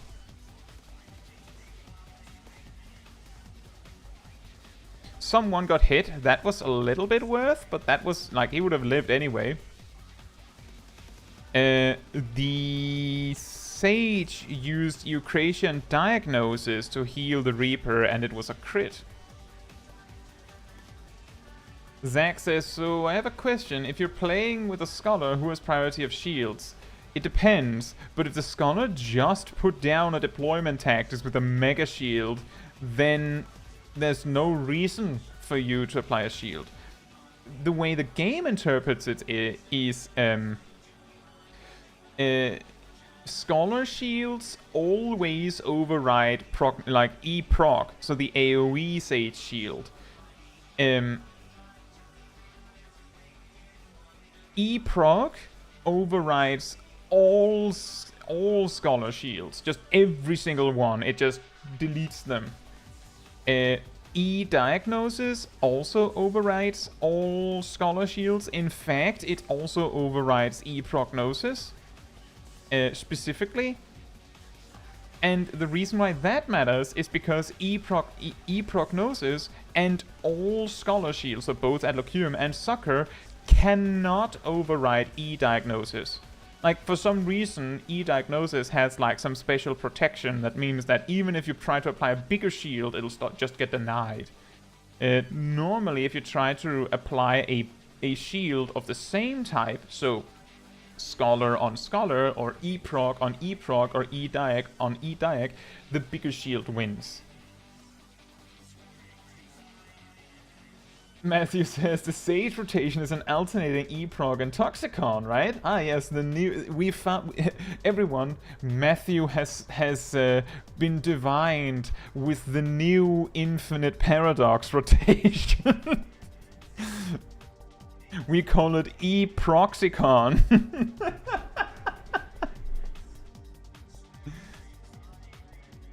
But yeah, the thing is...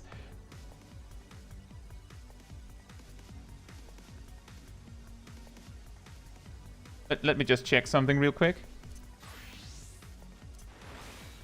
Sage's shields are 1, cheaper to apply, and 2, easier to apply because you can use them on the move, and they have a kickback for the Sage in the way of adder stings.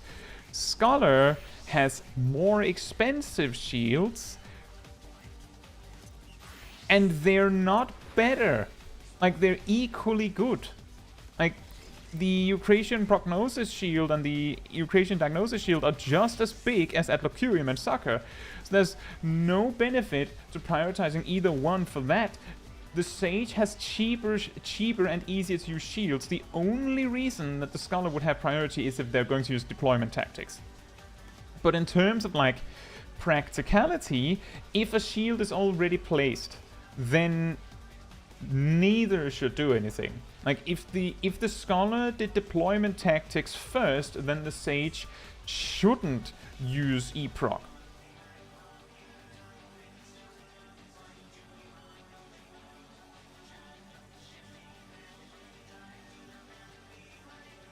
What do you mean by that, Gazel?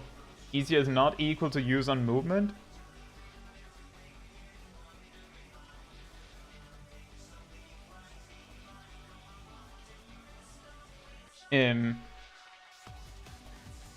What I mean by easier to use is that Scholar has to actually, the Sage Shield GCD. I mean, you do know that the Sage GCD, like, it's 1 second plus 1.5 seconds.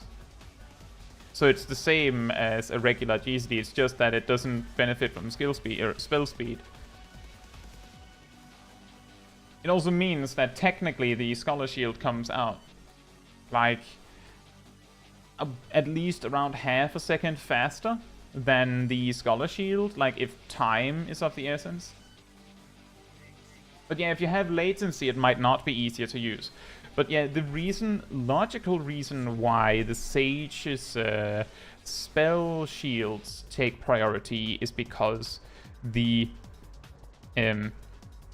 their spells are cheaper and they can be used on the move, whereas Scholar does not have that, and Sage also gets like some sort of refund or like kickback from using them, whereas Scholar gets nothing. So yeah, I do agree that if you have a Scholar-Sage combo, unless the Scholar is about to use Spread Low, which is add Vacuum into deployment tactics, then there's no reason for the Scholar to specifically use their shields. Just a mana refund. That's complicated. Like, if you have to move later, then the Toxicon you got might be helpful.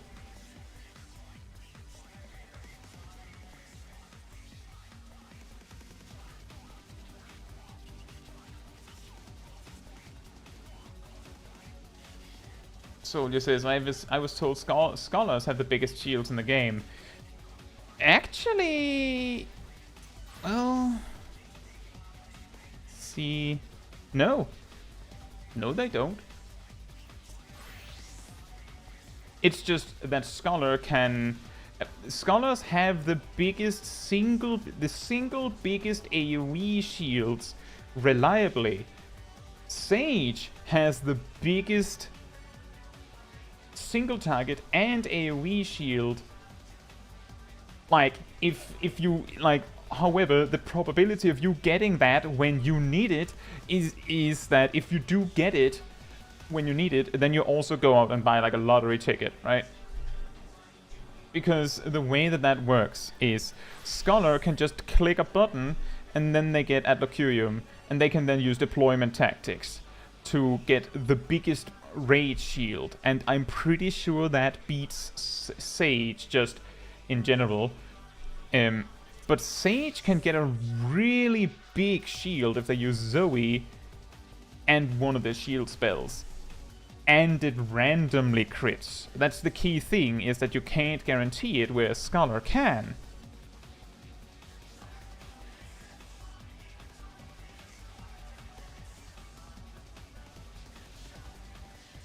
Right, so back on track. By the way, Gazel, what is TOS in this particular context that you've written?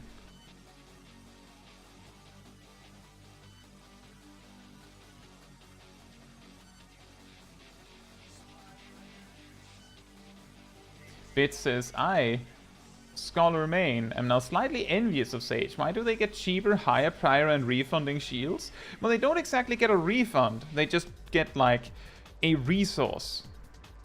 Toxicon is free, so technically it means you get 1 free doses, which means you get a 400 MP refund, which means that your shields are technically only costing 500 instead of 900 when it goes well.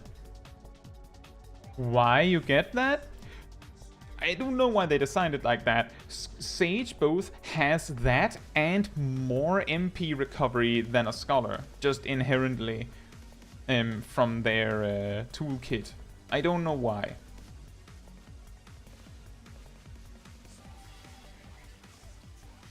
Zach says, don't White Mage have a shield called Divine Venison? Yes, they do. Just basically, here's the thing. When people talk about shields and who has prio, they're only really talking about spell shields from Sage and Scholar because those are not stackable. All other shields are stackable. Unless it's the same thing. Like, if you have two Sage healers, then Jaime, I'm pretty sure, doesn't stack. Like, if you both use it on the same person.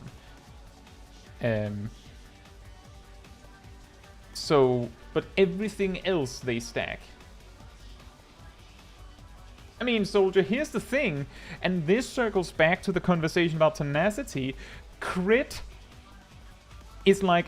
They should remove one of the 12, or at the very least make one of the 12 like the god of crits, because that's how important crits are in Final Fantasy XIV.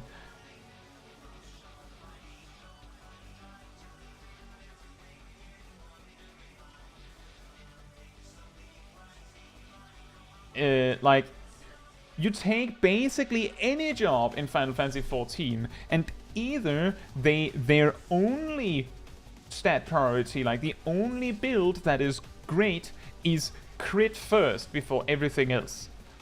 Or it's one of them, in the case of Black Mage, and it tends to be the stronger one. Like, all jobs in Final Fantasy XIV stack crit as their primary priority because it's overpowered.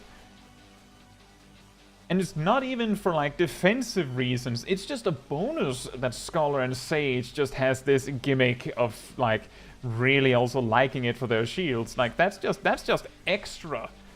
The real thing is that it's because it maximizes their damage, because this is a green DPS.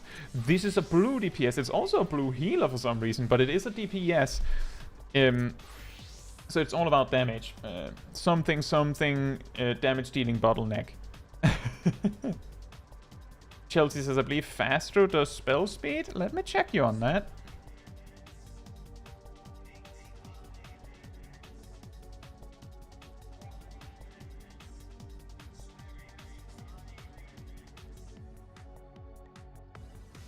Fast Astrologian does crit, then spell speed. It's just crit and then spell speed.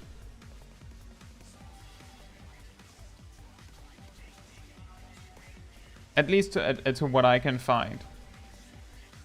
It's just that if you're stacking your spell speed cleverly as an Astrologian, then spell speed takes prio over determination and directed, which normally isn't the case.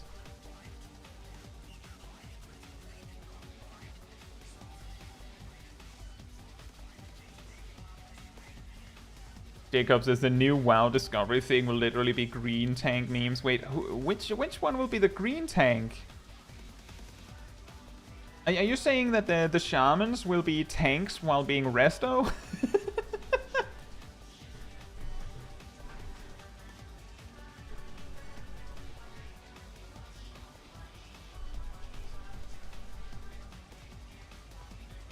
It's also Scholar is also a green tank, yeah, as we saw in solo challenge streams. Right, so let's see, 125 was me not paying attention. Oh, I've done that before. I've done that myself. I think I've done it on stream. And then you move. And I don't think that was you not paying attention. That was just you not noticing that the boss was at a weird angle. That was unlucky. That was unlucky. Like, I didn't notice that the boss was at an angle until I saw the first cleave. That was... I'm gonna let that one slide. I didn't even notice. Also, your healer, your co-healer, really, they were fast. They're the fastest shielder in the West. Just bang! EDAC immediately. Jacob, in Seasons of Discovery, let's see, Paladin gets a viable DPS spec, Shaman gets a tank spec, Warlocks get a tank spec, Mages get a healer spec, in the form of those runes. Druids get more viable everything, including a viable Moonkin spec, based on their runes. And Rogues also get a tank spec.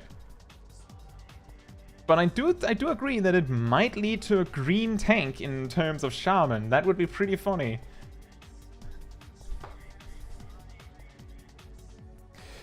You see, Soldier, I think you're starting to get it, because the thing is, Paladin will stack crit to get crit Confiteors, and if they ever needed a Clemency, they will probably have the crit to do that anyway. Like, the thing is, take any defensive reason to get crit, just remove it and replace it with more damage. Just write more damage on the screen instead. Like that's also the reason why tanks will stack direct hit over determination, because more damage. And you don't need determination to stay alive. I'd rather get a buster in the face than see Clemency. Wow. Wow. Wow. So I think I can already answer one question that Gazel asked on their post. I saw there were many E-prognosis during the fight. Was I not healing enough? Which made the Sage do a lot of GCD heals. No, your Sage was just like, they are just really, really in love with GCD heals. I'm going to guess that they're not like super hardcore in any sense of the word. They're probably not super focused on maximizing their damage. So they're not that concerned about losing GCDs using GCD healing. So I don't think you did anything wrong there. I'm pretty sure the Sage just isn't super experienced. Case in point, why you just have to like focus on yourself and do what you can do best in these kinds of situations, because you don't know what the Sage is doing. You don't know what the Sage is, like what they're thinking of. Right then. Yeah,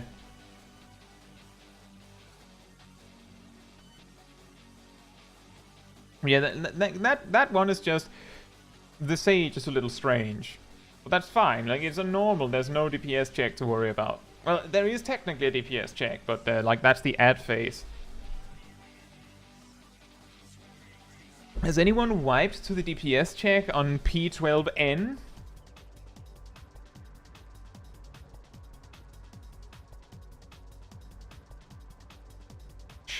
Oh. Well, one of the tanks died to shine brilliant for me.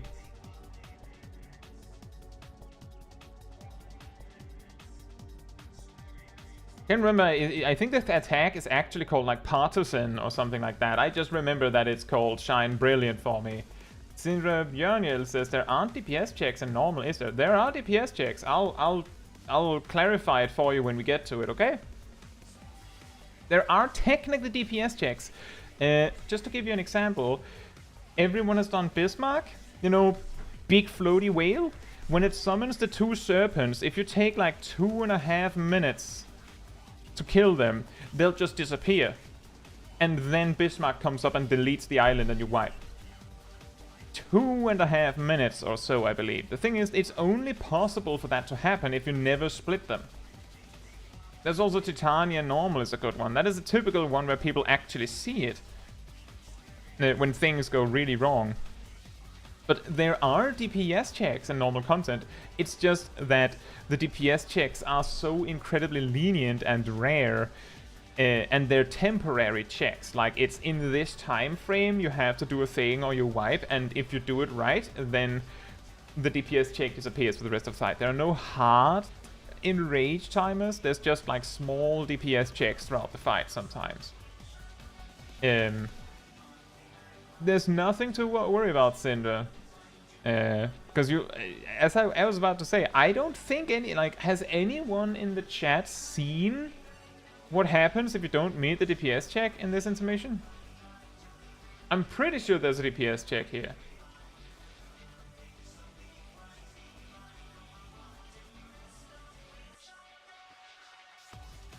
So the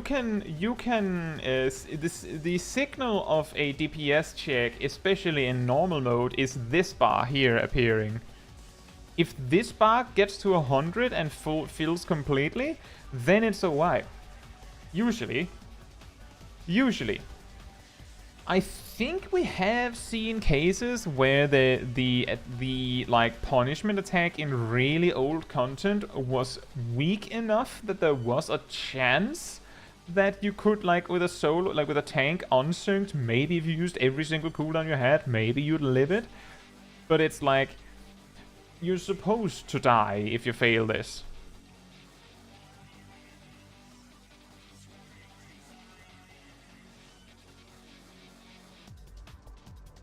But yeah, this one, I have never seen this particular one fail.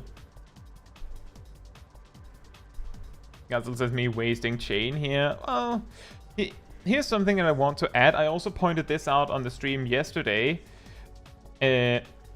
So I'm going really far back for this one. So you use chain stratagem here, which means that the 2-minute burst comes up right around here. Do you use it on cooldown? You do. It clips your GCD, but that's whatever. The thing is that the add intermission happens exactly 2 minutes later then. Like 4 minutes after where your initial burst comes.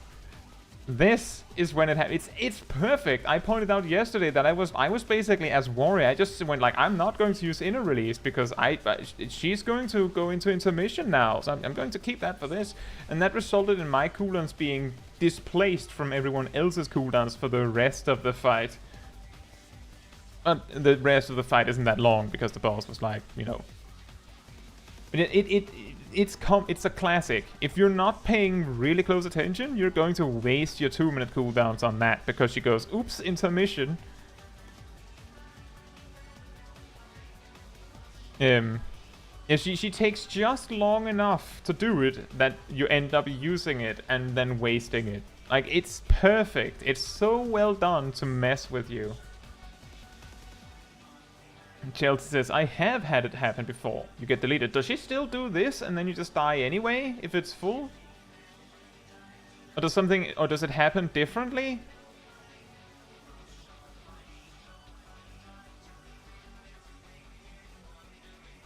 Yeah, exactly, Sindra. Generally, there's DPS checks, but there's no enrage one-shot at the end. If you can survive every single mechanic a boss can throw at you, then you can basically tank the boss forever.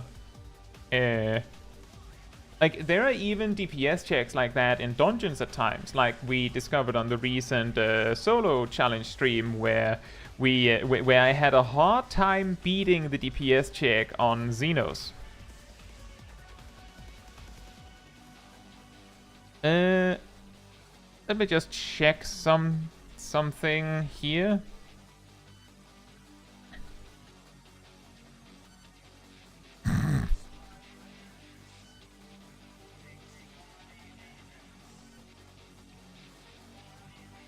I just want to like just mention real quick that like half of the raid has a Eucratian prognosis on them. So right here, Gazel is actually vetoing over the other healer that no, we're doing spread low now.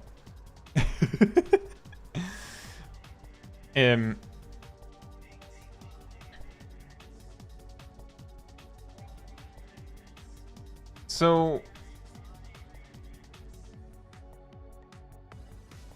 if you hadn't bothered to set up spread low and all that, or if for some reason they were on cooldown, the after effect of that raid wide if people had actually taken damage from it, would have been a good time to use Recitation Indomitability, just as an example. So that would have been an alternative way of dealing with the mechanic, but you decided to deal with it with a shield. But that would be one way of dealing with it. Is there anything else? There is something coming out right here.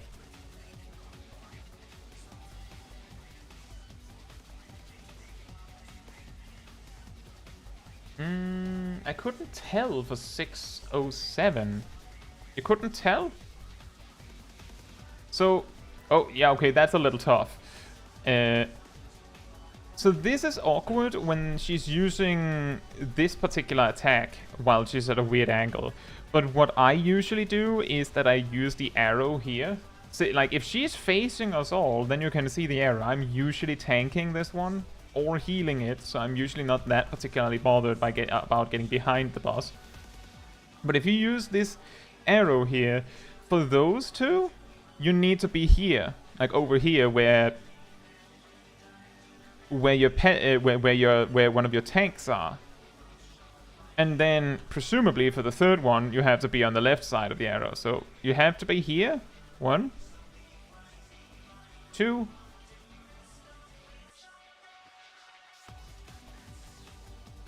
I think that was latency. I'm pretty sure that was latency. So I don't know what happened, like what you could have done differently there. But now you did bring up that you said you couldn't tell. So I just wanted to bring up like how you can tell for future reference if that was what you meant.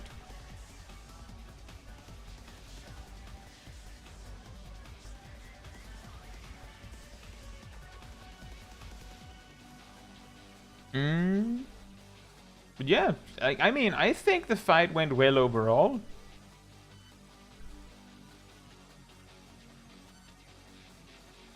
That's weird. I feel like I've never noticed those arms.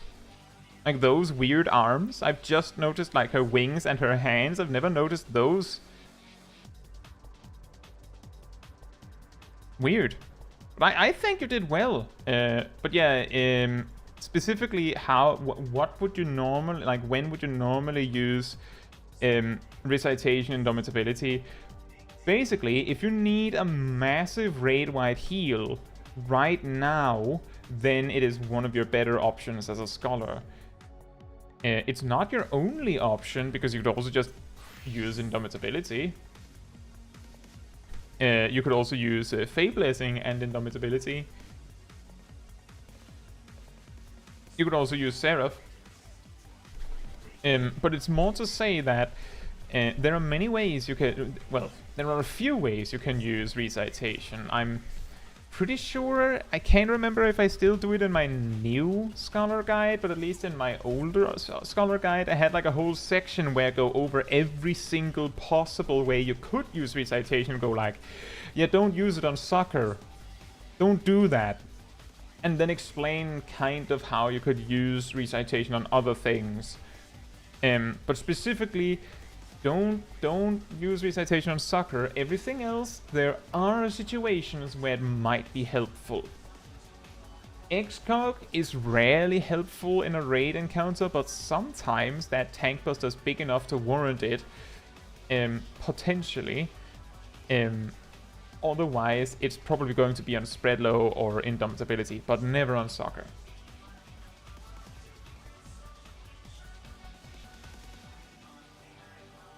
It's not as bad as P5, where you just waste your stuff for the reopener when the Kabi jumps. Oh yeah, when it breaks the cage and all that.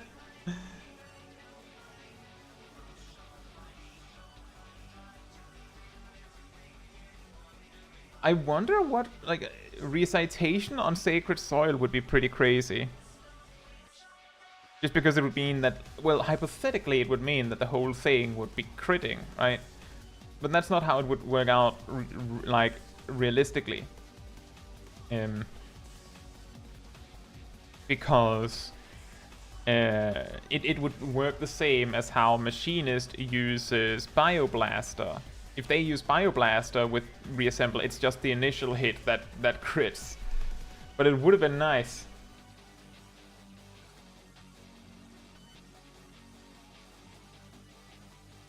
It says his best is to hold it, usually, I'd assume. I think so, yeah. Like, I don't think there's very much you can do other than that. It's just like you maybe get like a third or half of your burst through before the boss just kind of dips. So it depends on the cooldown. The awkward part is that some people might not hold, and your 1 minute cooldowns are very likely to get displaced from the raid boss if you use them, because the cutscene is like 30 seconds. So that, like, it's a tough call. Fortunately, it's normal there's no DPS checks, so you can just choose to not care about it. Like, that is also an option. You can just go whatever.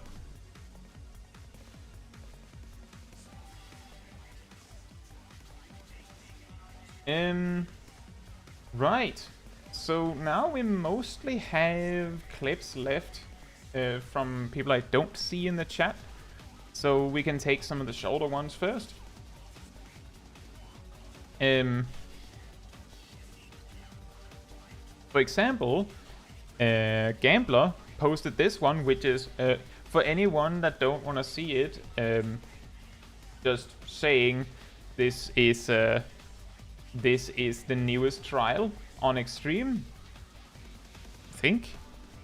Yes.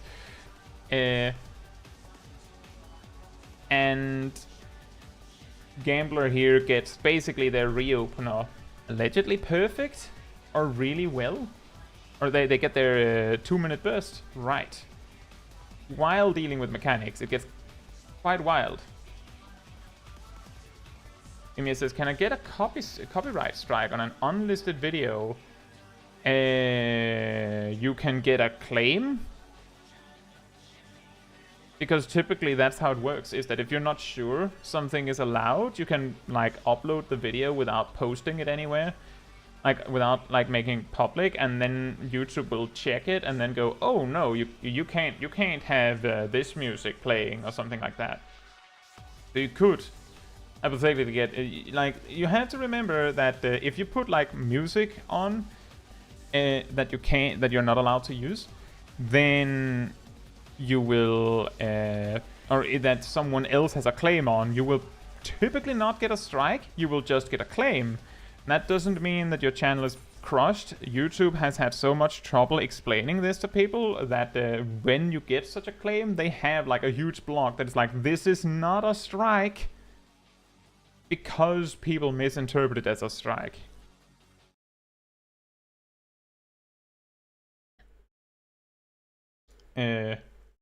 See. Thank you, Gleaming. But yeah, so we will see this. I probably won't have too much to talk about, but it is impressive if you can get like a complicated burst out while mechanics are happening. Like somewhat recently we saw Jet plays a ley line perfectly in the previous Extreme to continue their burst unimpeded. Alright, here we go. So the burst starts now. You can see Lance Charge coming up. And Dragon Sight. And then we have Battle Litany Spine Shatter.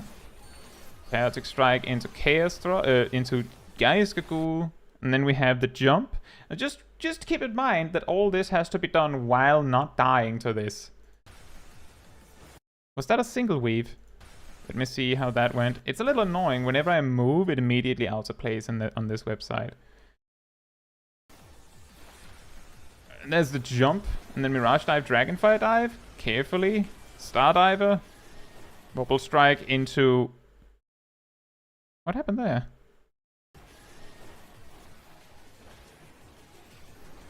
Okay, Nastront.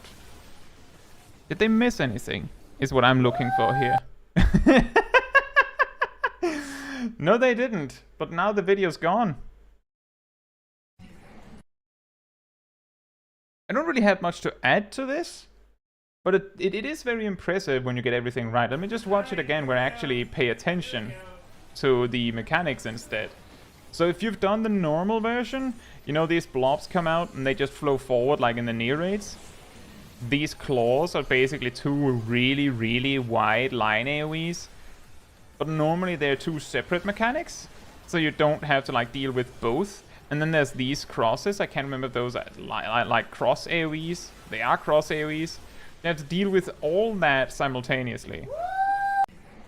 Alright, here we go. And then also the scream of happiness. That's very nice. I don't know if Gambler's here, but that is very impressive. And just generally, orbs flowing forward, that kind of mechanic, it just always feels janky because of how something netcode, right? You know how it goes.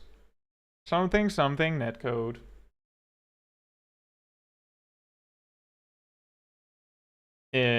It was like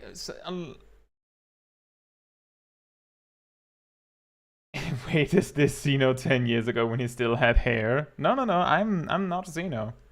But that would have been funny, wouldn't it?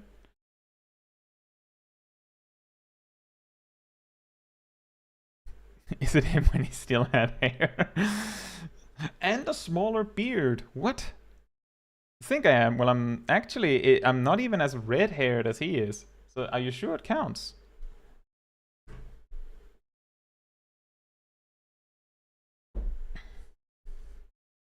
I'm more relaxed. I don't shout enough. Okay. Well, on the one hand, I'm pretty happy to hear that. On the other hand, that makes me concerned if I have sometimes shouted enough to qualify.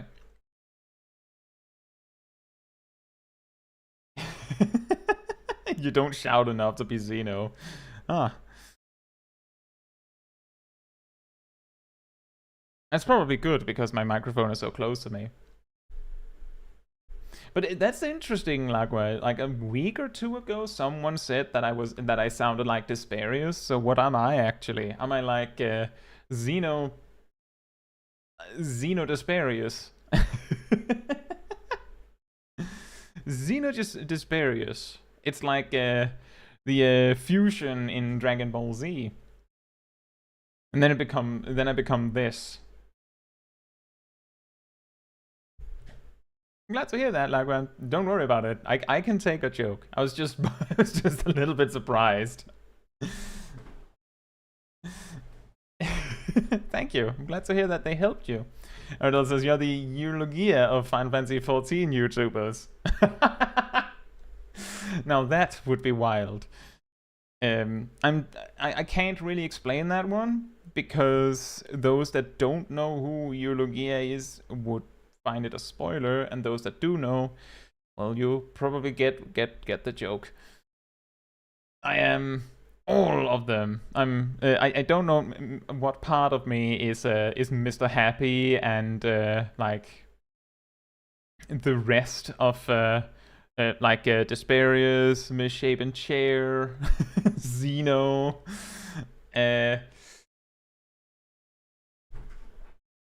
like which part is what? Who else wears a shirt like mine?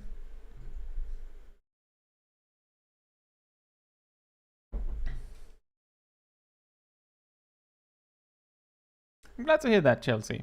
Right, so Yesu posted a clip of P12S where something very clutch happens. So this is something that I have to like reiterate, is that for the most part, I don't actually watch the clips beforehand.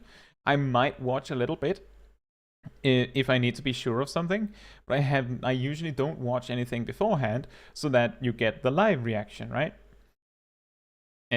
So I don't know what this would be. And this is, of course, by the way, the Savage version. And just from having done the normal version, is Parthenos perhaps the line AoE knockback? Because she did say Shine Brilliant for me. And there's a limit break. I had a feeling. You just hear the samurai limit break, and then you see where the samurai is. Well, guess he's dead. Whee!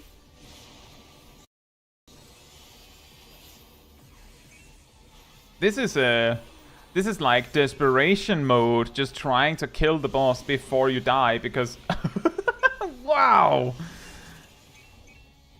Wow! You're almost there! You're almost there! Come on! Did it count? Yeah! Right, let me just drag you and all of your dead friends over in front of me. They have to watch too. That was extremely clutch. Very nice. Very, very nice. Right. So, I don't see Jet or Bondi in the... I haven't seen anything of Jet or Bondi in the chat. So I'm going to keep theirs for next time, I think. I'll just keep them noted. But yeah, that was incredibly clutch. I don't think I saw... I don't know if I saw Yisu. But hopefully they'll watch this anyway. Maybe I'll bring it up in Discord, which ones that I haven't checked. And just remind that I did check them, just in case. I'll do that after. Right, so the last thing we have left that I have like of clips to check is Synodic Scribe's video called Final Fantasy XIV's Future, the minority versus majority must end. And for anyone wondering, I just want to be super sure that we all take a moment to appreciate that Sergeant Blaine asked and was given permission. He didn't say that it was for me, but Sergeant Blaine has specifically sent me the video and the permission separately. I have this. And this is a screenshot from Sergeant Blaine's perspective, because my YouTube is in Danish. So yeah, I am allowed to watch this on stream. I have been given permission. Right. So just before we watch this, I'll have to be right back. Just wanted to make sure this was all in order. But yeah, I'll be right back.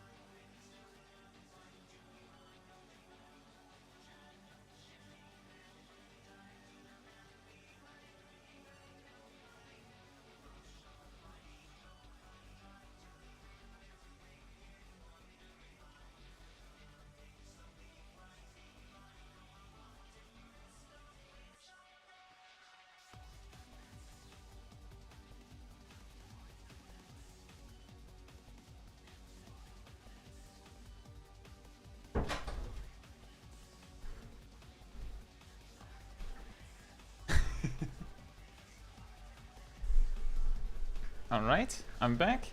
Time for Kai reacts from my arc. Manatee restored. Manatee restored. Also, I just want to say before, I'll turn off the music again here, or the sound. I just want to add before we watch this that this specific title, which you can't see because my face is in the way, about minority versus majority must end, is something that I have actually like a mild allusion to in a future video that I'm working on. I'm saying it now because I'm just saying that I came up with that on my own separately.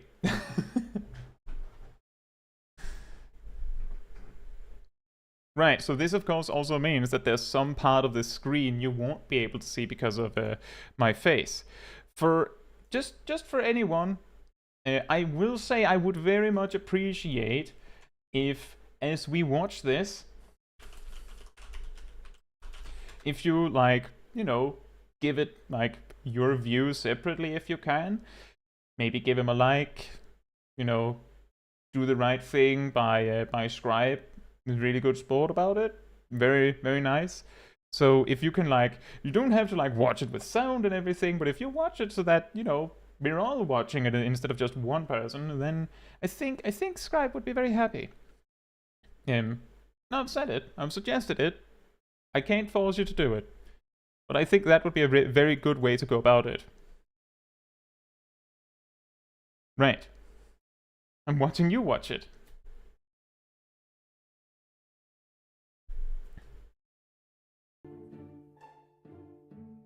You've already seen it. Fair enough. Good day, everyone. I am the Snowdic Scribe, your humble servant in all things lore. I have something a bit different this time, as there has been a lot of drama surrounding the state of Final Fantasy XIV and its future as of late. Don't worry, this video isn't about me saying what I personally want to see in the future, because what I'd want isn't necessarily what everyone else would want. This also isn't a video about the state of Final Fantasy XIV. Anyone who seriously thinks that this MMO is suddenly dead or dying hasn't been paying attention to the numbers. This game is still making Square Enix tons of money, regardless of how people felt about Endwalker. No, I wanted to wait for the tension to relax just a bit so I could finally explain what I have observed about this game's progress from the beginning. I think that's a very, very healthy way to start it, because he's absolutely right that this is something, just to start with that, a while before Endwalker, you know, in the super late part of Shadowbringers, there was this surge of players that came in because of something that happened in WoW. There was basically that period where a lot of people were just leaving in droves from World of Warcraft, and they were looking for a different, similar game to play, because they like, there's a reason they're playing World of Warcraft. They like MMOs like that. And incidentally, Final Fantasy XIV is probably the one of the other like big MMOs that is the most familiar in playstyle to a WoW player, because like there's a lot of similarities. Oh no, WoW in my Kaya stream, but in this case, it's specifically significant Final Fantasy XIV. Why this is relevant is because it meant that Final Fantasy XIV had a massive surge in player base, and this surge stayed into Endwalker. Since then, Blizzard, over with World of Warcraft, has done a lot of things that have given people reason to come back. Simultaneously, many of the players that came to Final Fantasy XIV, they came for... Maybe they came for a specific streamer they liked. The thing is, just because your favorite streamer plays a game doesn't mean that you like it. And there's also the possibility that said streamer stops playing the game. And in both cases, it means that you'll quit again, either once the new car smell of trying this new game that your favorite streamer's playing, stops wearing off, and you lose the interest yourself. And either way, when a game has this kind of explosion in numbers, it's almost certain that a significant amount of that explosion is going to drop off again, because there's a significant amount of the players that might come in because of the surge itself. Like, they're actually joining the game because people are joining the game. So when they come in and realize that, this is kind of boring in my opinion, they hop off again. And there you go. So if you see like a massive drop in numbers for Final Fantasy XIV, it is equally possible that it's just because this massive surge of players are quitting again.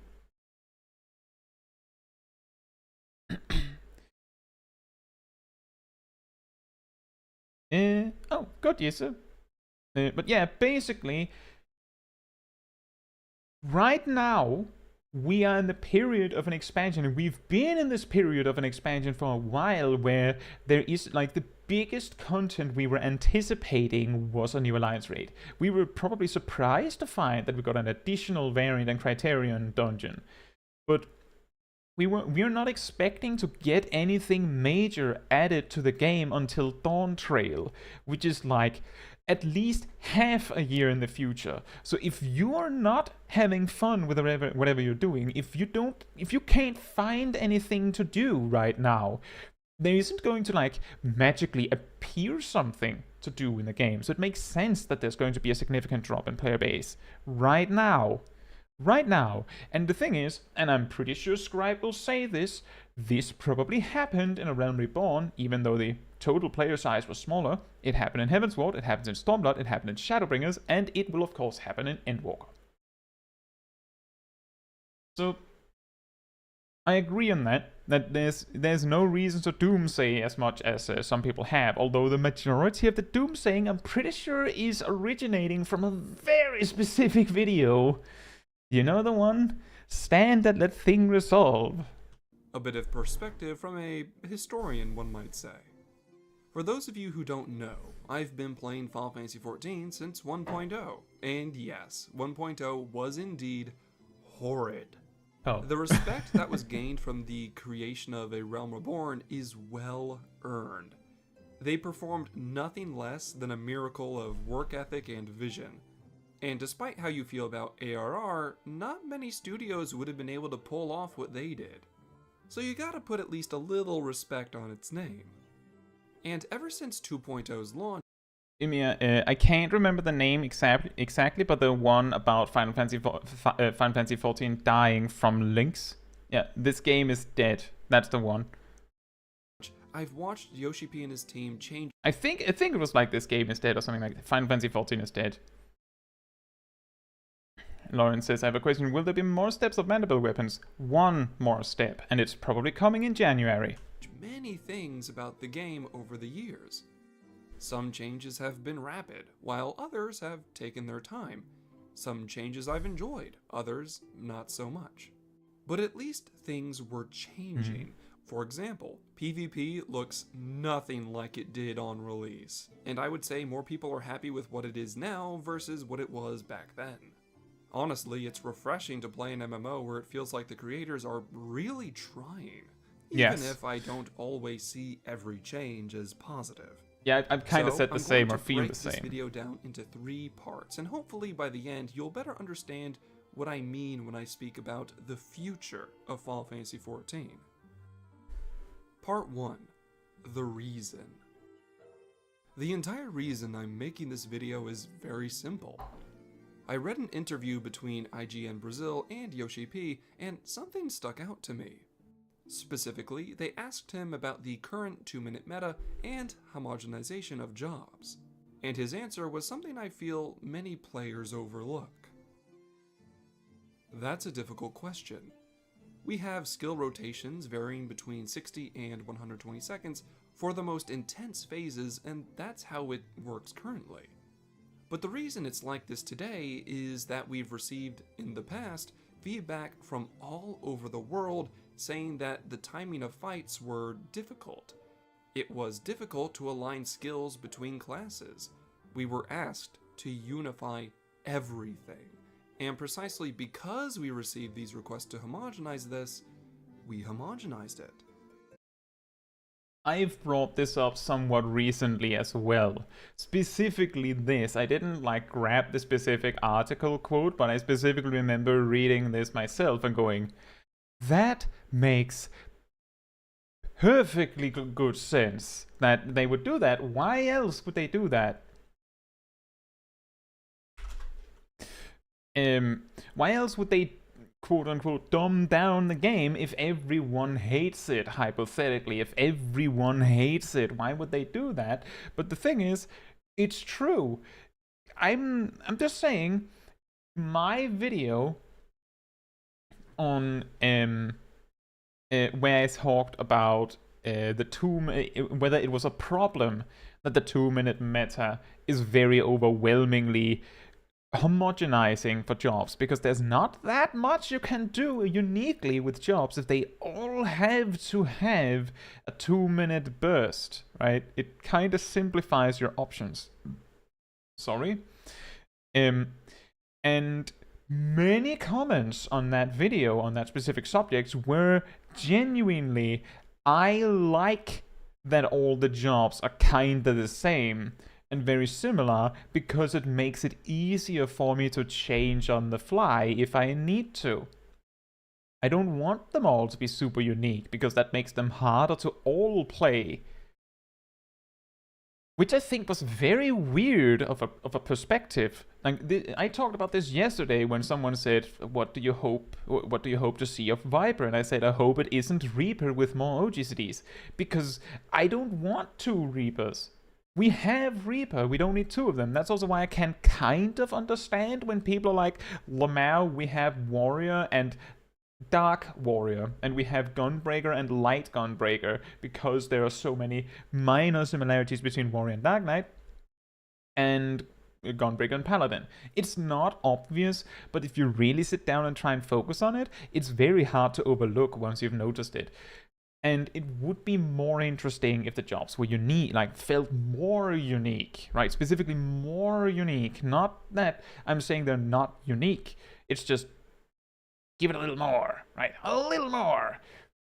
And the interesting thing is that the result of the developers listening to feedback like this, and this is actually something that I have written in upcoming video, if you listen to feedback, spoken feedback like this, you're only going to really hear it from the people that are not happy. All of the people that were happy with the way the things were had no reason to complain. They had no reason to go on the forums and be mad because they were too busy playing the game. So those people are just left out of the chat. So if you've ever wondered why it feels like the community is always mad about the things that happen in the game, it's because, well, that's because they are. It's just because it's a different part of the community that is mad. The people that wanted this are happy, so they stopped engaging in the conversation in some capacity. Not entirely, but a lot of them left the conversation to play the game. The people that don't like this suddenly had more time on their hands to participate in the discussion because they don't play the game as much, because they don't enjoy it as much. So we basically have this flip-flop where if they do the thing people want, then those people get happy and stop talking, and then this other part that wanted the opposite start talking more. Oh, here's Eureka. We don't like Eureka. Okay, well, here's Bullshit, slightly simpler. Well, we don't like that either. Okay, well, then you don't get any adventuring foray. Oh, well, we wanted an adventuring foray. You didn't want one in Heavensward, Stormblood, or Shadowbringers, and now you want one because you didn't get one. Yes, because the people that wanted one was busy playing it. Right? So that's the difficult part about listening to player feedback, is you're basically only going to get the feedback primarily from the people that are unhappy. This interview was great, as it reveals that we really are in the driver's seat when it comes to Final Fantasy XIV's future. And Yoshi P isn't wrong. I remember all the way back in the days of OG Binding Coil, you'd have players complaining about things like ability windows for raging strikes and the like. This got much worse when the raids in Heavens were released, as those boss fights were severely overtuned. Indeed, my friends, back then, the problem had nothing to do with job balance or ability windows. The raid designers simply made the encounters way too powerful. I'm not joking when I say Pepsi Man destroyed many raid teams. Pepsi Man! Probably ruined some friendships now that I think about it. It wasn't great. Those were really strange times. But, over the years, those raiders who complained about the tightness of things like DPS windows and boss encounters ultimately got what they wanted. Which raises the question, if players got what they wanted, then why are people now complaining about job homogenization? Part 2. The vocal minority versus the silent majority. For those not familiar with this term, it's exactly what it sounds like. People that are the most vocal about something are usually in the minority of that demographic. Because no matter how passionate they feel about something, most individuals aren't going to feel the exact same way they do. If they surround themselves with people who think like they do, it'll certainly feel like there's a lot of them. But that projection is often an illusion. Because when compared to those who either don't care or don't have a strong opinion either way, the difference in numbers between those that are vocal and those that are silent can become drastic. And, as it turns out, that's the trend I've observed in Final Fantasy XIV's growth over the years. Let's continue to use the prior interview as an example. Homogenization was a result of complaints from players about DPS windows, raids, job balance, etc. But the only ones that truly had a strong opinion on that were the hardcore players and raiders. They were quite vocal about these things for sure, but raiders don't make up the majority of the community.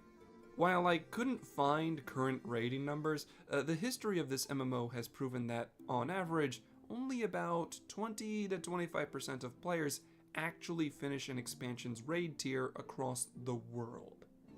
Don't get me wrong, that's no small number by any means, but by definition, it is the minority when compared to the rest of the community. So, if they are the minority, why listen to them? I just wanted to add to that, because that's actually a very good that's a very good point, is that if the raiders are the minority, if they're a quarter of the player base, right, at most a quarter of the player base by that metric, then it means that if 75% of the player base would rather have more complicated rotations, for example, and the Savage Raiders, who are only a quarter of the player base, would rather have it be simpler because it would mean they would have an easier time playing optimally, then it would make more sense to make the jobs more complicated because that's what most people want. But in this specific example, there's, like, with specifically the 2-minute burst meta, it's a much wider like community thing, because we have the part that are Savage Raiders that want it to be simpler. We actually also have the part that are Savage Raiders that want it to be more complicated because they think the 2-minute burst meta is really, really boring. Then we also have the part of the player base that like that it's really simple because they don't want the game to be complicated. Like, they are not Savage Raiders, they just like that it's really easy to perform their rotation in this 2-minute burst meta, and sometimes they'll do the burst right anyway. And then there's the part that thinks it's, again, really boring, and they're not Savage Raiders. And then you also have the part that are just happy that the jobs are kinda simple in general. Like, completely disconnected from the 2-minute burst meta. What they're worried about is that if you remove the 2-minute burst, then it means that jobs can get way more complicated, which they don't want. They might not even be entirely sure what the 2-minute burst meta is. What they're hearing is, we want the game to be more complicated. And then again, there's the people that are basically saying, I just want the jobs to be interesting.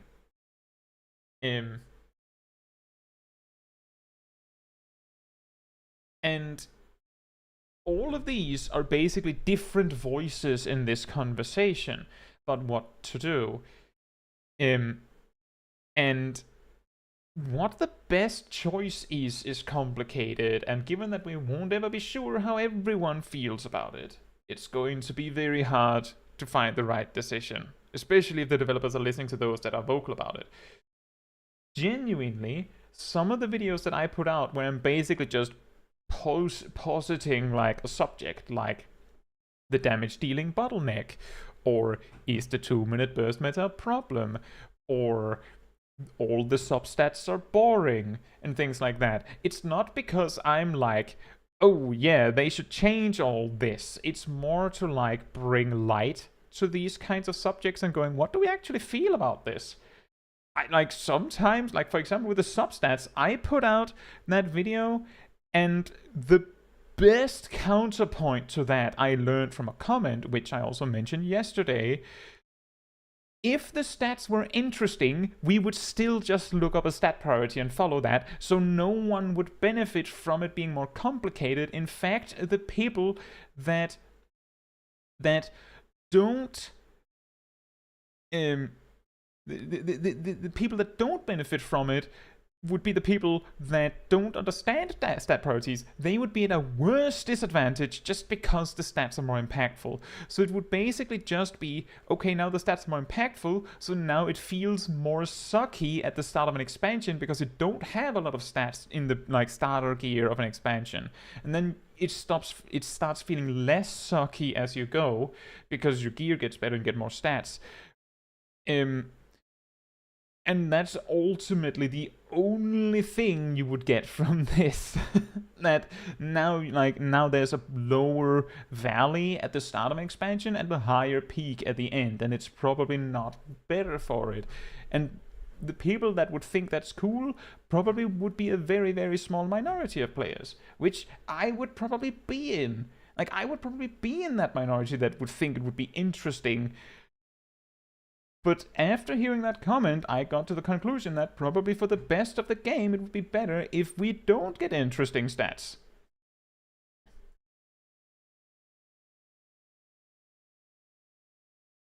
Simple. Because while the other 80% were simply playing the game and keeping quiet, they spoke up. They raised their voices, they were heard, and many of them got what they wanted. Now the people that have been silent up to this point are beginning to speak up instead. Do you see now what I've been watching this entire time? It's a vicious cycle. The hardcore players will complain, which makes the softcore players wonder why their abilities are suddenly different. And if the softcore gets everything they want, the midcore will complain that things are becoming too weird and easy. It's a constant battle of finger pointing when in reality, we only have ourselves to blame. The development staff are constantly getting mixed signals. I've watched the vocal minority and silent majority of Final Fantasy XIV change from expansion to expansion over the years. But there is a way out. And for you, my friends, I offer the ultimate escape from this never-ending cycle. Part 3. Compromise. In the prior interview, Yoshi P said this: "We're okay with making things a little crazy and having different timings between all the classes. But again, we made these changes because we got feedback that it was too difficult before. We understand that there are two types of players, so going forward, regardless of whether we change this or not, the community needs to reach a consensus. Which is better? Before changing something, we need to get feedback from everyone."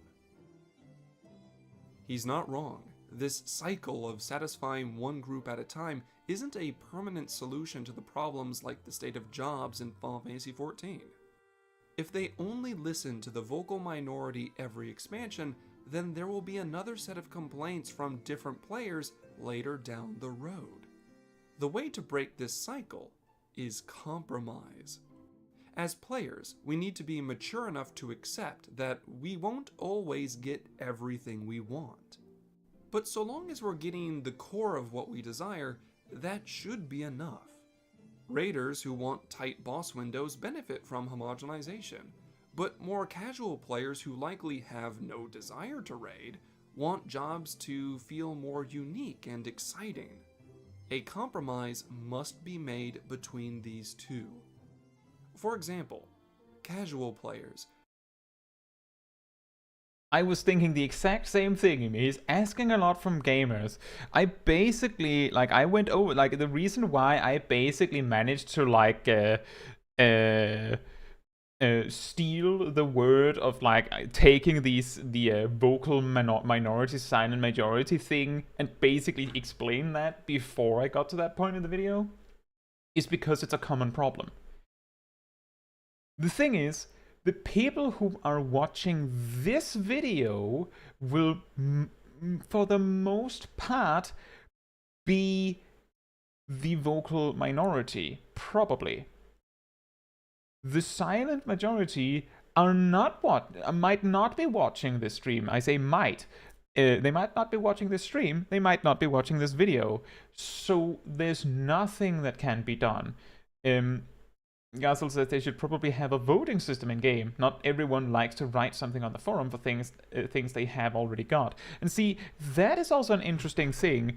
If you've played old school RuneScape, in that game, whenever they want to add new stuff, they add a vote. So they go like, we have these things, do you think we should add these? Yay or nay? Now, that doesn't work perfectly either, because the thing is, sometimes people will vote against something that is genuinely good just to spite a different part of the community.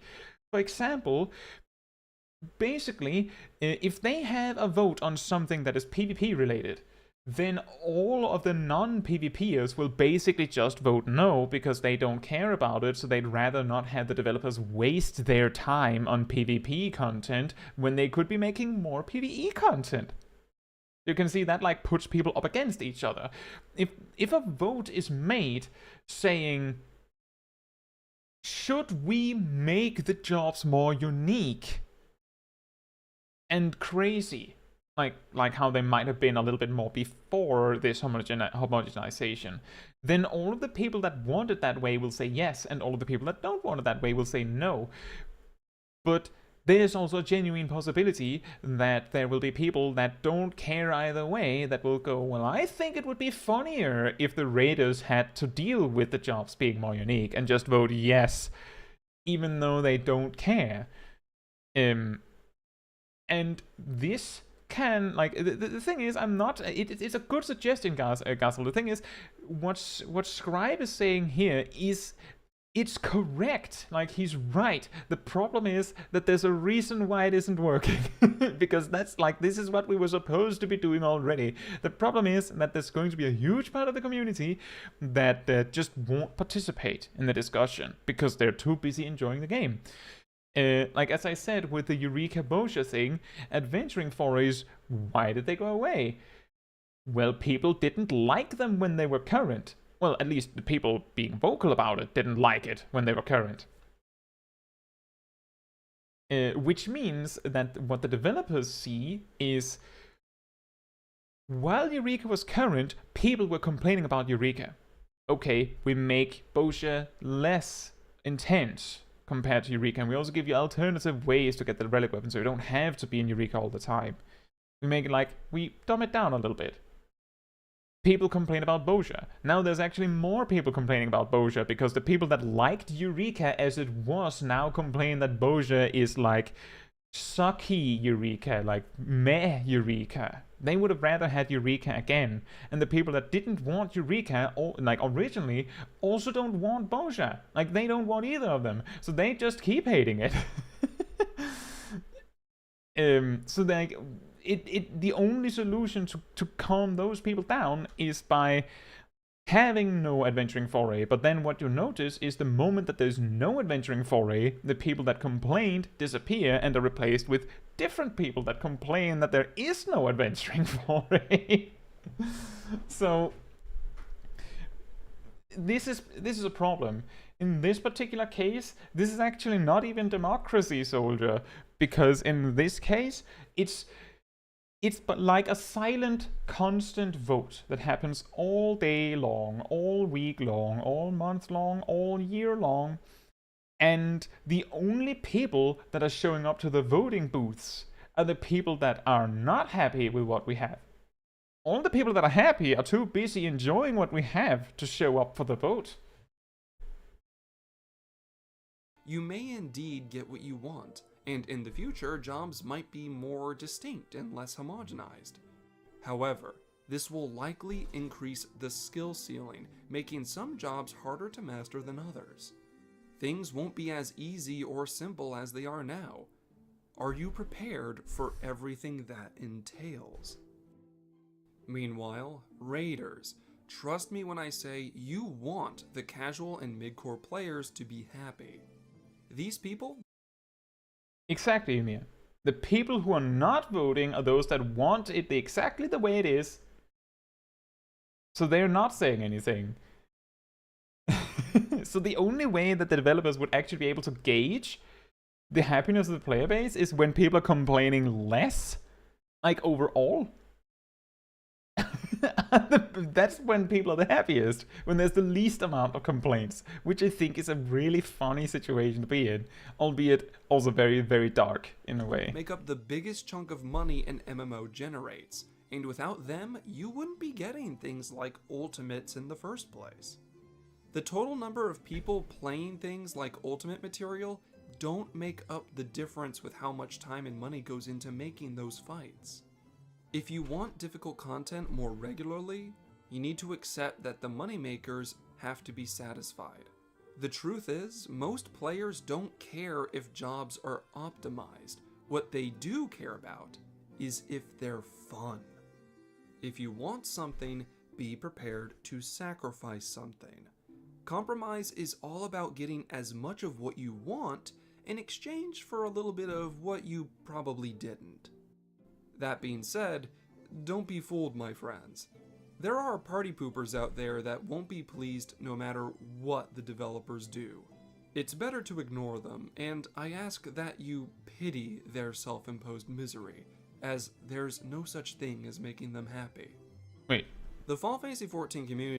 I didn't quite hear that right. Let me just rewind a little bit. Players don't care if jobs are optimized. What they do care about is if they're fun. If you want something, be prepared to sacrifice something. Compromise is all about getting as much of what you want in exchange for a little bit of what you probably didn't. That being said, don't be fooled, my friends. There are party poopers out there that won't be pleased no matter what the developers do.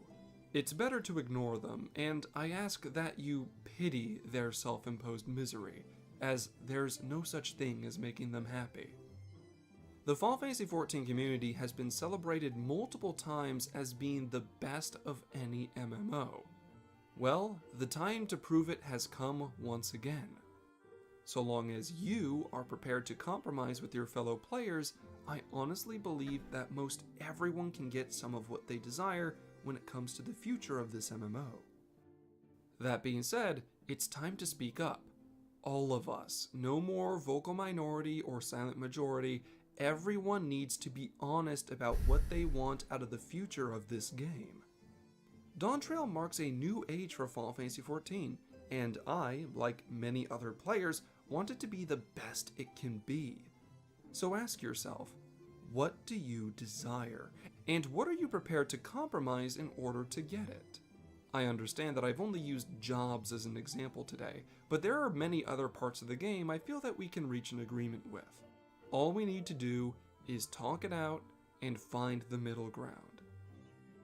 However, that'll be all from me for now. I just wanted to express my thoughts on this while it's still a relative topic of discussion. I hope people understand that I'm not trying to throw shade at any one side of the community with this. I really did take what Yoshi P said during the interview to heart, and it's my hope that we better understand what different parts of the community desire and finally give his team the answers they're waiting for. Don't be afraid to express your thoughts in the comment section below, and remember to be respectful to those you may or may not agree with. But that will be all from me. I have been the Synodic Scribe, and I'm looking forward to exploring Dawntrail with everyone. So, until my next lore video, stay safe, my friends. There's a whole minute left. What's happening? Thank you all for watching to the end. If you enjoyed this video, why not subscribe and share this with your fellow adventurers? I'll just let this play out, but Try to reach out yeah. even greater stories to you. I think it's a good like starting point to the conversation, a video like this. The problem is that there's a reason why there's a silent majority, and there's actually not really anything we can do about it. This is something that relates to something that I get told on many of my guides. A classic comment that I get on these kinds of on my videos, like the 5 things or 10 things to like improve like optimization videos, right? The most one of the most common comments that I get, like word for word, can start, or well, not the most common, but a common comment that I get will start with, the people that need this information will not watch it. Like, the people that need this information will never receive it. Because like they wouldn't know to look it up, or they don't care to look it up. Like, for example, how to run dungeons faster. I start by saying the tank should, like, optimally, if you want to run as fast as possible, you should pull as much as you can. The tanks that are not doing that probably didn't look up any guides, or maybe they did, but they don't care, so it wouldn't help with a guide. The people that don't use cooldowns on trash might not care about doing that. They just won't. They don't care. They just won't. Even if they see a guide on it. So it doesn't matter. Similarly, the people that need to be told that they have to stop being the silent majority and start voting will not watch that video. Probably. Like, that's the assumption. And the thing is, it would be great to be proven wrong, right? Like, I'm putting myself on the spot here by saying they'll not watch it. But yeah, the people that have a vested opinion in how the game should be and how the game should work, even if the game is the way that you all like, it is already the it's already the way that you like it, then you need to, like, basically you would need to, like, regularly come out and bat for that system. You would need to regularly participate in the conversations and say that you like it the way that it is. Like, you have to be that person that comes out and says, wait, what, are we complaining about this? Why are we complaining about this? I thought this was great. But it can be hard for the developers to see this. Let me just see here. Aradel says, for Valenciennes Day 2020, players had to vote for 1 out of 3 NPCs in order to choose the color of the base glam event for the server. As soon as the results were known, the vocal minority immediately complained they had not voted for the winner. Wait, was there like a special reward for voting for the one that happened to win?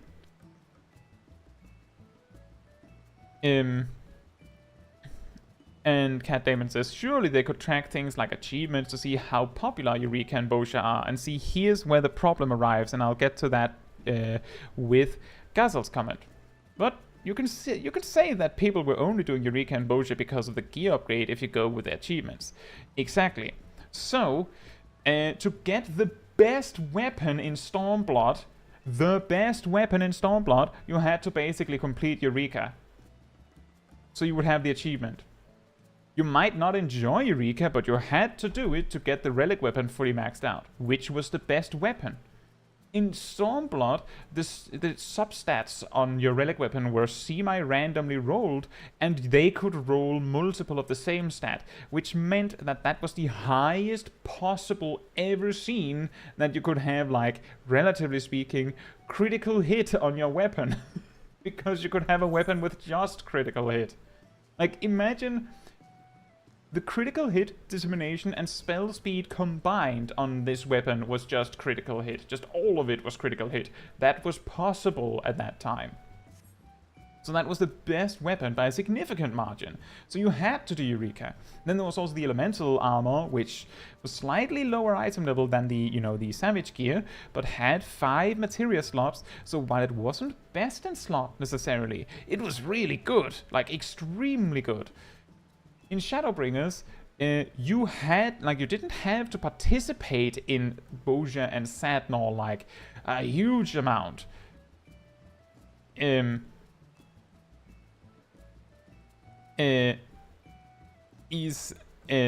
Because you could just, you know, do the farming separately with other content.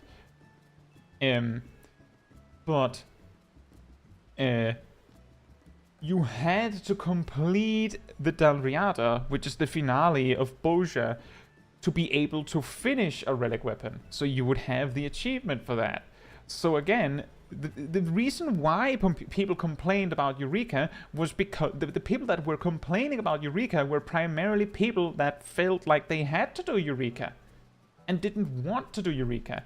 You'll notice that there's not very many people complaining about Eureka authors, and there's not very many people complaining about having to do variant dungeons or criterion dungeons. Rather the opposite. There are people complaining about why they don't have a reason to do the criterion savage, because it doesn't really have any good incentive to farm it. Because there isn't a good reason to farm it. So you've basically seen in Stormblood and Shadowbringers, they added like massive content additions and given you reasons to do it by giving rewards that are significant to all players. So people that don't like it complain because they'd rather not do it.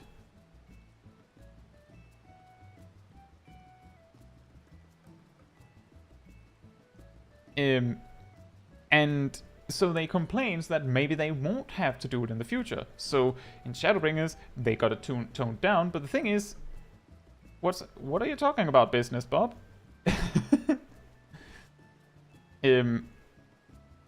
But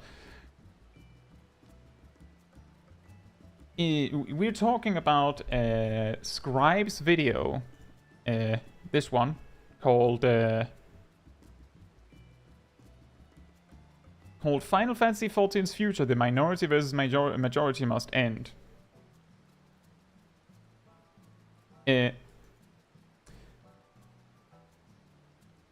When Eureka was current, the vocal minority were complaining about it because they had to do it. Hello, Emil. When Eureka stopped being current, when Shadowbringers came out, the people that didn't like it stopped complaining about it because they no longer had to do it. Then Bozja came out. The same players complained again because it wasn't about Eureka specifically. They don't enjoy that type of content probably, so they wouldn't like Bozja either. They wouldn't like that either. And you just, like, there's actually a bigger vocal minority because now there's both people that didn't like Eureka, that don't like Bozja because it's the same type of content, and then you add the people that liked Eureka, like whole hog as it was, that don't like it now, like that don't like Bozja now because it feels like a watered down Eureka. They wanted Eureka, like they wanted more Eureka, and then they didn't get it. So they don't like Bozja because that was supposed to be that. And the people that like Bozja are silent. I didn't complain Like, I complained a little bit at the start, and then I actually gave it a chance, and I realized that I actually like Bosha. You will also find that I haven't finished Eureka. Because I didn't like it, but I decided to not complain about it. Because clearly it wasn't meant for me. Like, I just didn't do it. Shocking. You see content in an MMO that you don't like, and you don't do it? But yeah, then in Endwalker, they didn't add an adventuring foray, which is what they're called as a category. Either they did it because, one, they just didn't have a good idea, or two, I don't know if I said one or a, well, primarily, maybe they didn't have a good idea for it. They mentioned they have thought about making a job that dual wields shields, but they haven't found an idea that works for it, so they didn't make it. Alternatively, they didn't add one, because when they added an adventuring foray in Heavensward, the original diadem, people didn't like it. When they added Eureka, people didn't like it. When they added Bosha, people didn't like it. So maybe the player base doesn't like adventuring forays, and then when they didn't add one, then all of the people that like adventuring forays come climbing out of the woodworks like, what happened? Cat Damon says, would the 75% of people who don't Savage Raid care about a best-in-slot weapon with lots of crit? I don't Savage Raid, and I would very much like a weapon with just a lot of crit on it. I would like it. Please. I like to see a bit crit number when speed isn't particularly helpful anyway, because of how jobs are designed at the moment. I'll settle for a big, massive crit, I guess. Yeah, I want that. Ymir wants that. Oh, Blaine, we have we just, well, a while back we watched the we're still discussing the scribe video, but we did watch it.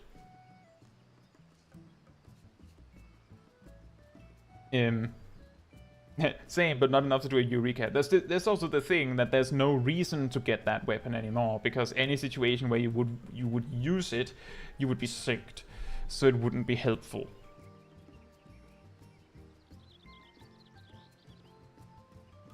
Oh, Blaine, the videos are always saved as VODs, and I'm pretty sure you can even rewind right now while we're live and just watch it back while we're live if you prefer. So you can just rewind. It might be very confusing if you comment while you rewind it, though. But yeah, and that's what I was talking about earlier, Cat Damon, where I said, just like with the job thing, is that there's a portion of the player base that are Savage Raiders, and then there's a portion, a much larger portion, that are not Savage Raiders. And the thing is, there are both people that like the 2-minute burst meta and people that hate the 2-minute burst meta in the Savage Raider pool and in the non-Savage Raider pool. And they just like or hate it for different reasons. So the thing is, you don't know people. Like, I don't know anyone. That's why, like, as I said, I'm pretty sure I added this in my Viper discussion video. I pretty much said at the end that ultimately we don't know what we're getting, but I just hope that it's fun to play. Yeah, exactly, Frankie. But yeah, ultimately, we just, and this is also something Scribe said, don't we all just want jobs that are fun to play? And to answer that, no, we don't all want jobs that are fun to play. Shockingly, some players don't. And I can come with a specific example of who wouldn't want that, necessarily. So in Endwalker, relic weapons. You might already know where I'm going with this. In Endwalker, to get a relic weapon, all you have to do is complete all of the Hildebrand storyline, all of the Mandeville stuff, all of it. Which takes a while, maybe a few hours if you skip all of the cutscenes. It's not too bad. Once you've done that, you can flat out just buy a relic weapon for 1,500 of these smackaroos. Just 1,500 of these, boom, relic weapon. Then to upgrade it, you need to do a few more quests and then 1,500 more of these. And then to upgrade it again, you have to, now you might be surprised, you actually have to do a few quests and then 1,500 of these. There's just 4,500 tomestones of causality. Not very farmy, is it? And it would not surprise me if the final step will be another 1,500 tomestones of causality. But the thing is, people don't, like a lot of people, presumably a vocal minority, don't like that. They're very annoyed that there isn't like a super tedious grind to work through. Even though when it was current, like the Shadowbringers grind or the Stormblood grind in Eureka, people complained about those too. Like, people will have genuinely been like, as far as the developers are concerned, people have genuinely been complaining about these grinds for a decade. And then when they finally remove it, players are like, but where's the grind, Lamau? Like, where's the grind so I can complain about it? How would that look for the developers? Like, what do they do? And the problem there is that there's actually a part of the player base that want to have this tedious grind to work through, even if they don't like it, even if they complain about it. They still want it because it's a journey to go through, and it's better than having nothing to do. This is something people complain about a lot recently, is that there's nothing to do in the game. The recant says, how do I learn Savage? I don't know how to do the mechanics. And what is M2, M1, M2, R1, R2?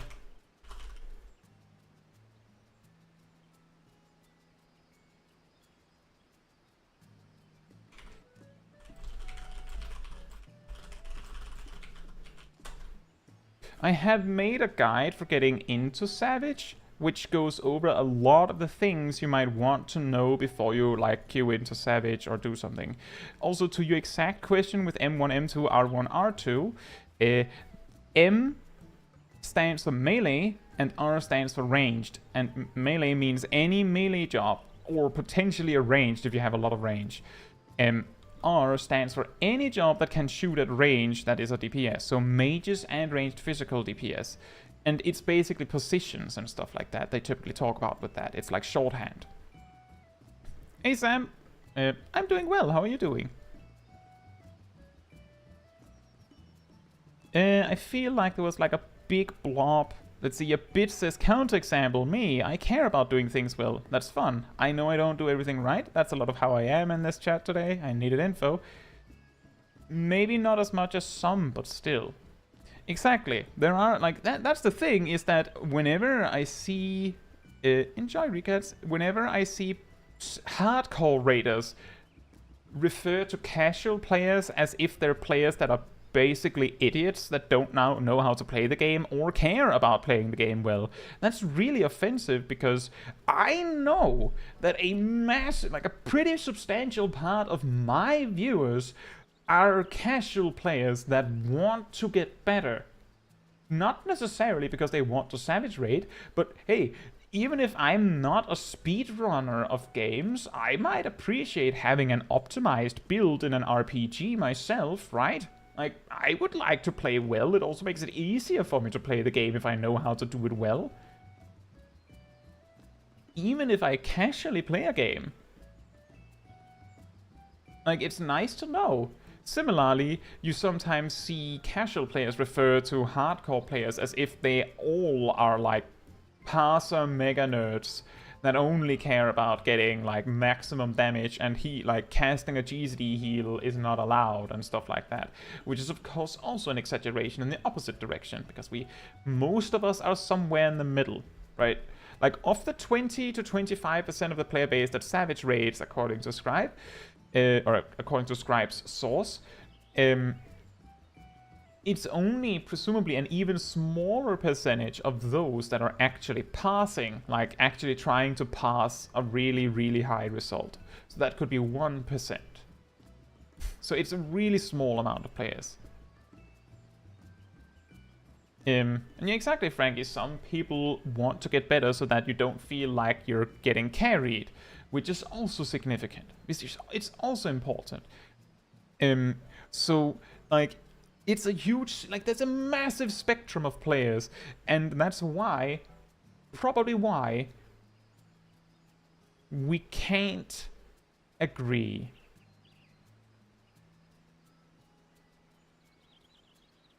Sam says, since you're talking about more casual players, how much collecting do you do in this game? Minions, mounts, orchestrion rolls, etc. If I'm in a dungeon or a raid and an orchestrion roll, minion, or mount that I don't have drops, I'll click need. If I want a specific orchestrion roll because I want to have it for some reason, I'll buy it. I'll literally just walk over to the market board and check what the price is, and usually I'll just go, alright, 200k, well, I'd rather not do the content myself, and just buy it. I, of course, have that advantage in that I have a decent amount of money in the game. I will pretty much never buy a minion, and I will never buy a mount.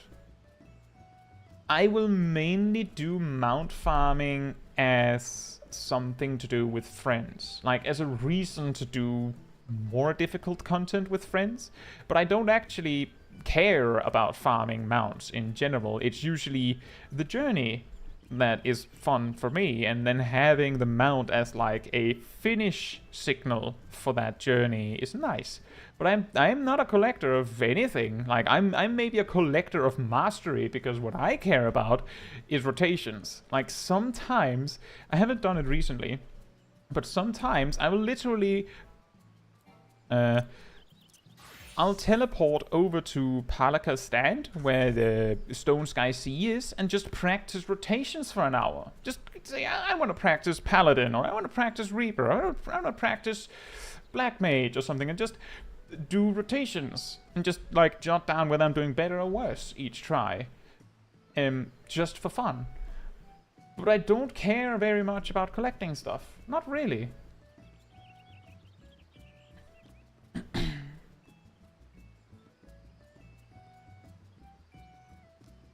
Most of your videos are more on gameplay than other areas, so I was wondering how often do you really focus on expanding collections.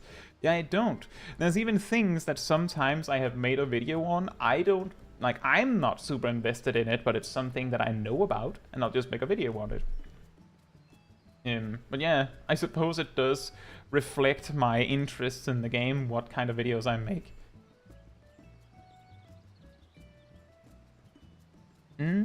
Let me just scroll up a little bit more. Casey said something. My largest issue with the silent majority speaking up is the doomers are very quick to shut them down with, shut up, criticism is good and healthy and you don't know what you're talking about. So it's very, very hard to continue to stay motivated. So keep speaking up and going to bat for a system. That is also a very good point. There's actually two sides to this. And this one goes out to both sides. A lot of players, for some reason, take criticism as hate on a game. Like, I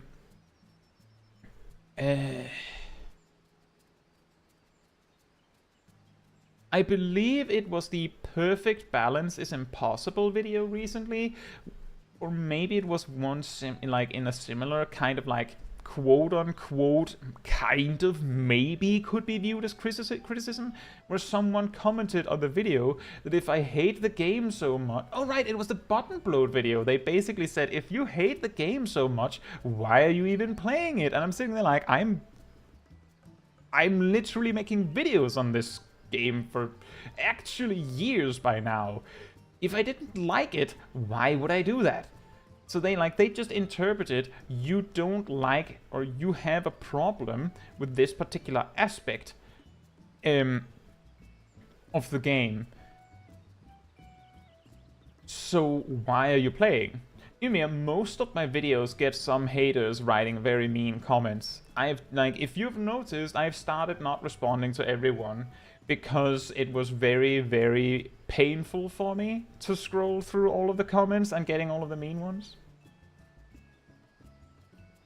The comment section of the next mock talk is gonna be crazy. Is it?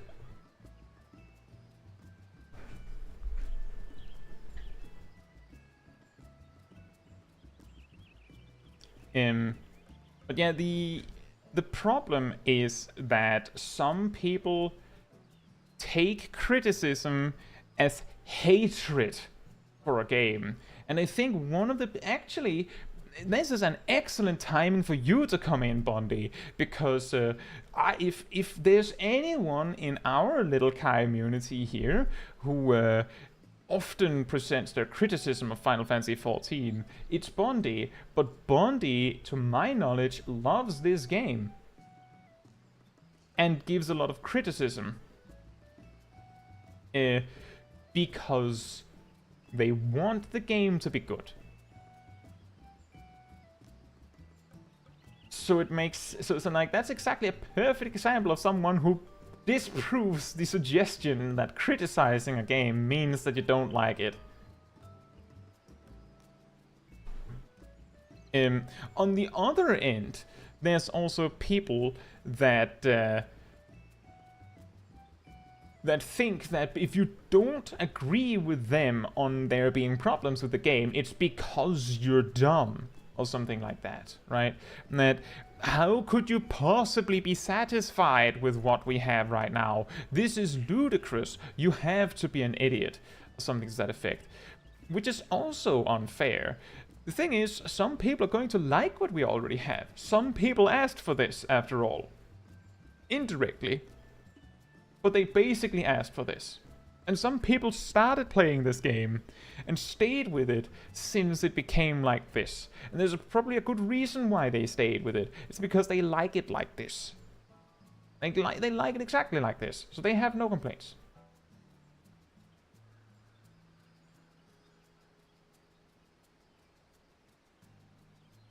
Out of context, Kai phrased this video. Which one?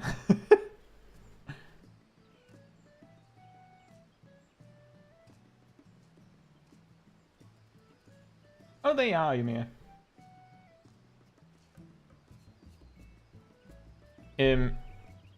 But there is also the extra consideration that we have to remember.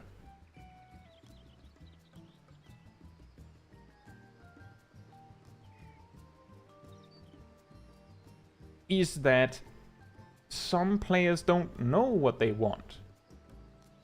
Like, I'm pretty confident that in the alleged vocal minority that complained and wanted the jobs to be simpler or more homogenized, there's probably some among them that said, yeah, I would like jobs to be a little bit simpler, that would be nice. And then, when they got, you know, this, they were like, wait, no, not like that.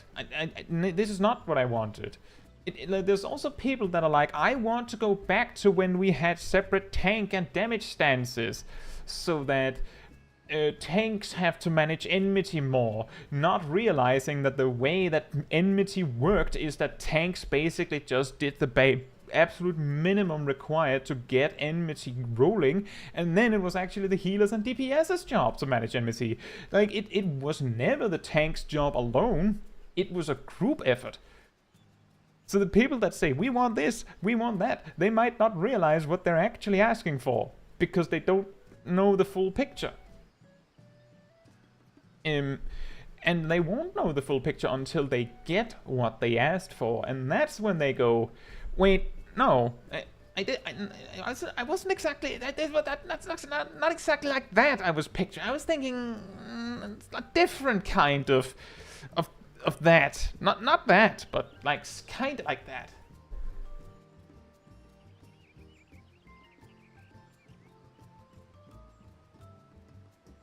Hey Chris, hope you're doing well.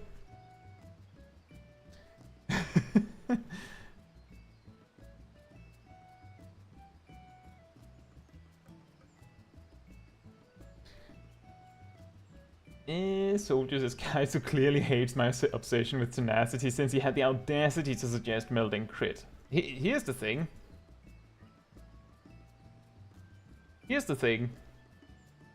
in Stormblood, I came into Final Fantasy XIV, and at some point I tried to figure out how the stats work. I looked into all of this data that we already had. I actually made like a spreadsheet where I could calculate which was the best stat for me given my current stats that I already had. Like, it actually calculated what would give me the most DPS gain in a vacuum, right? And when I put in Tenacity on the list, what I realized was that, well, Tenacity was never the best choice, which was very disheartening because I liked Tenacity, like, conceptually, exactly for the same reasons as you do, Soldier. And I also noticed that crit was like 99% of the time was the top, and if it wasn't, it was direct hit.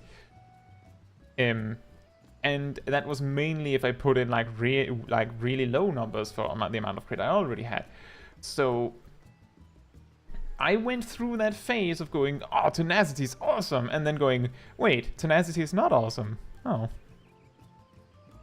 Just the same, it's not that I don't think Tenacity is awesome, it's just that I had to realize that it's undervalued, like it's underappreciated and it's understated, like it's underperforming because of the scaling that it has been given, and there's not much we can do about it.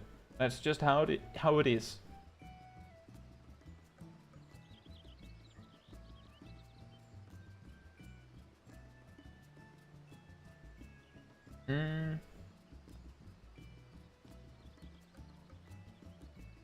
Cat Damon says, I don't miss tanks dying in wall-to-wall pulls because they removed their tank stance to remove more to deal more damage. Yeah, exactly. Hey EBB, hope you're doing well. That is actually a very, very good point, Cat Damon, because as I recall, whenever I was tanking in a dungeon with randoms, I would prefer to do, like, I had a Paladin, Warrior, and Dark Knight, of course, all leveled. I'm pretty sure I did, at least. The thing is that Warrior was very disheartening to play in a dungeon because you couldn't safely switch to Deliverance, which was the attack stance, which meant you had to stay in Defiance, and the reason why that's a problem is because Deliverance was where Fell Cleave was situated. You could not use Fell Cleave when you were in Defiance. No Fell Cleave, sad Warrior. Dark Knight couldn't use Blood Weapon if they were in their tank stance. So Dark Knights felt like they were, like some Dark Knights, remember, turning on your tank stance back then was a GCD for Paladins and Dark Knights, not for Warriors for some reason, but for Dark Knights and Paladins it was. So some Dark Knights they thought because you had Blood Price, which was only available when you had your tank stance on, gave you MP whenever something hit you, but duration. And Blood Weapon reduced your GCD by a significant amount. I did see Ymir. I'll get back to it. Blood Weapon reduced your GCD by a significant amount and made it so that your attacks recovered MP like it does now, but with no cap on how many.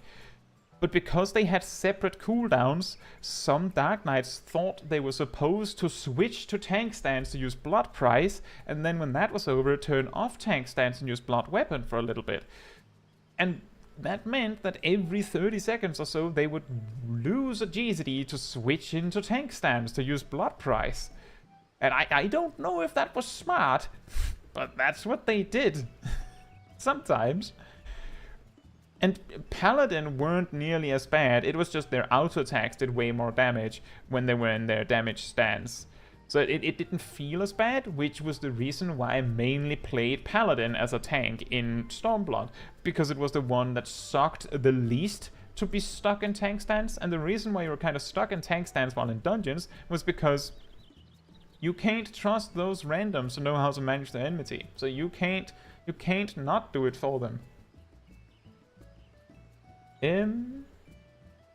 EBB says, or if this was asked, but do you know what job you're going to run MSQ with for Dawn Trail? I have no idea, because Dawn Trail is at least like half a year out in the future, and we could expect anything in terms of changes to the jobs. We have no idea how the jobs are going to look in Dawn Trail. I've actually heard that there was going to be major changes to a lot of jobs, so I might say, oh, I plan to go as Warrior, and then Warrior gets changed in a way that I don't like. Or maybe I discover that I really, really like Viper, so I choose to play Viper. I'm trying to I'm trying to get most of my jobs to like item level 650 at the very least, because that's possible in like decent gear without it all being augmented crafted. Like, try to optimize what I can, so that I'm at a decent point regardless of what job I ultimately choose to play in Dawn Trail. But I'm pretty confident that I will be playing one of the jobs that are currently in the game for the MSQ, and then I might level the new jobs separately, like on top. When I played through Endwalker, I basically I started a day by doing my dailies with Reaper and Sage, kind of. And then I just went and then did MSQ with Summoner. And then when dailies reset, I did them again. But I evened it out like that so that I could get all the jobs to max level in a decently fast pace without rushing. Partly because at the time my primary content was making job guides. So I kind of needed all the jobs to be level 90 to actually be able to make a job guide. Emil says, my sis read your name as Caetsu Chaiji just now. That's a good, and that's not the worst one. The worst one I've seen for Chaiji was Zazi. There's not even a Z in my name.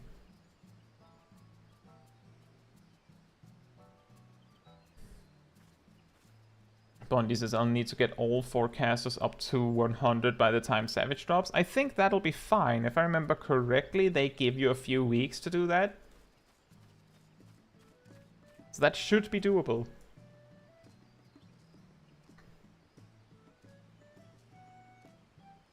Four weeks to the day from expansion. If I remember correctly, I think they postponed the Savage Raid unlock extra specifically because if they had done it like they wanted to, then it would have overlapped with like Christmas holidays. I can't remember exactly.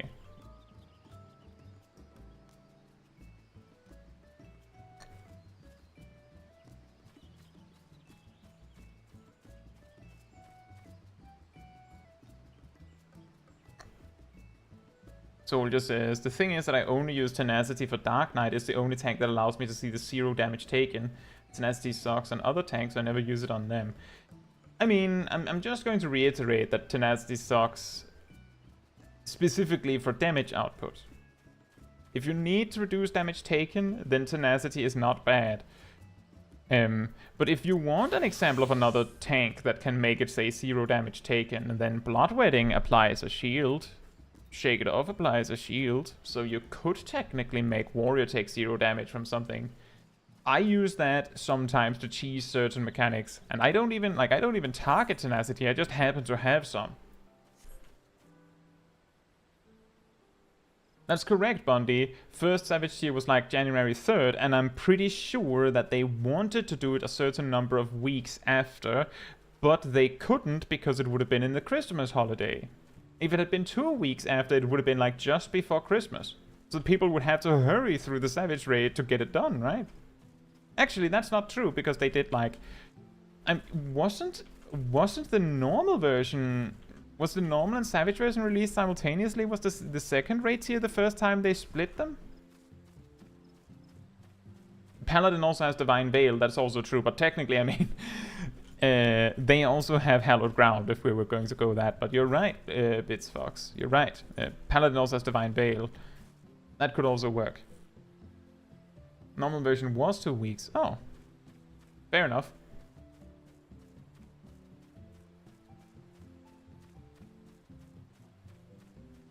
Caetsu Chaiji. Yeah, that's also a good one. And hey, Ryan. EBB says, I think I'm going to do the new caster and black mage. I liked doing the Endwalker MSQ with summoner, since I could do dungeons with scholar to speed things up. Yeah, that works. I wouldn't, like, see, the thing is, as I've said before, I don't know how Viper's going to look. And we have no idea what exactly the mage is going to be. There's a huge amount of, like, flags suggesting that it's going to be green mage.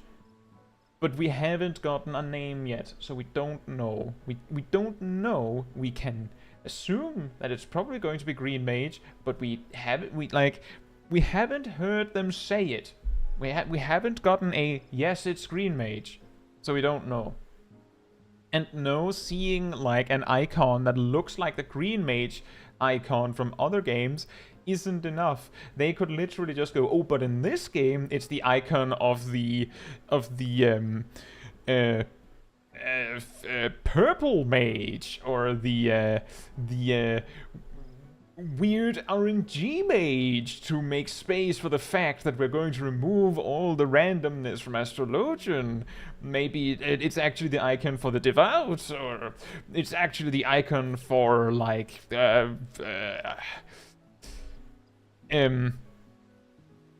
it's actually the icon for a new crafter that we're adding. Surprise, there's a new crafter. What they're making? We'll figure that one out.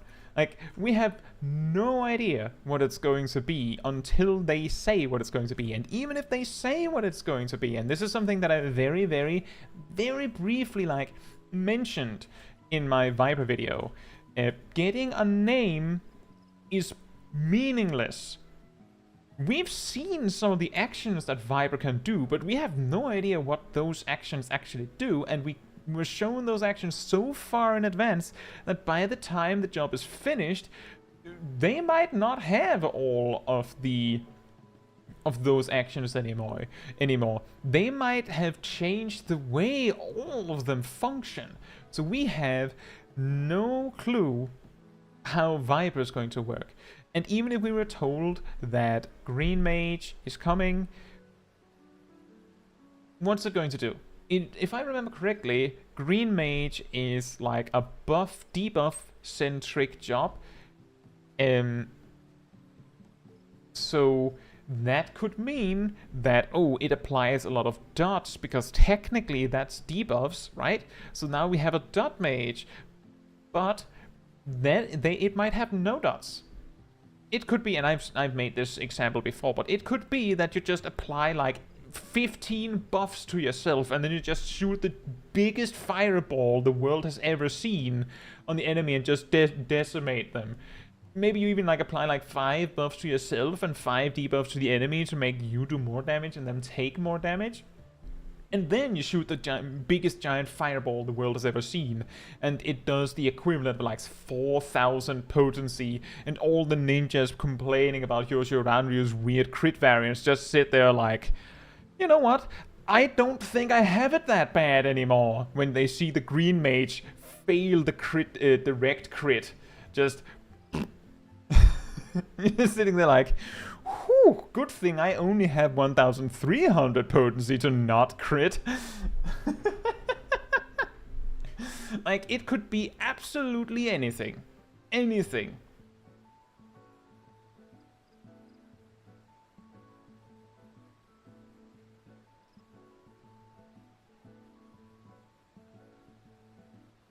I also hope that the new caster is going to be dot focused.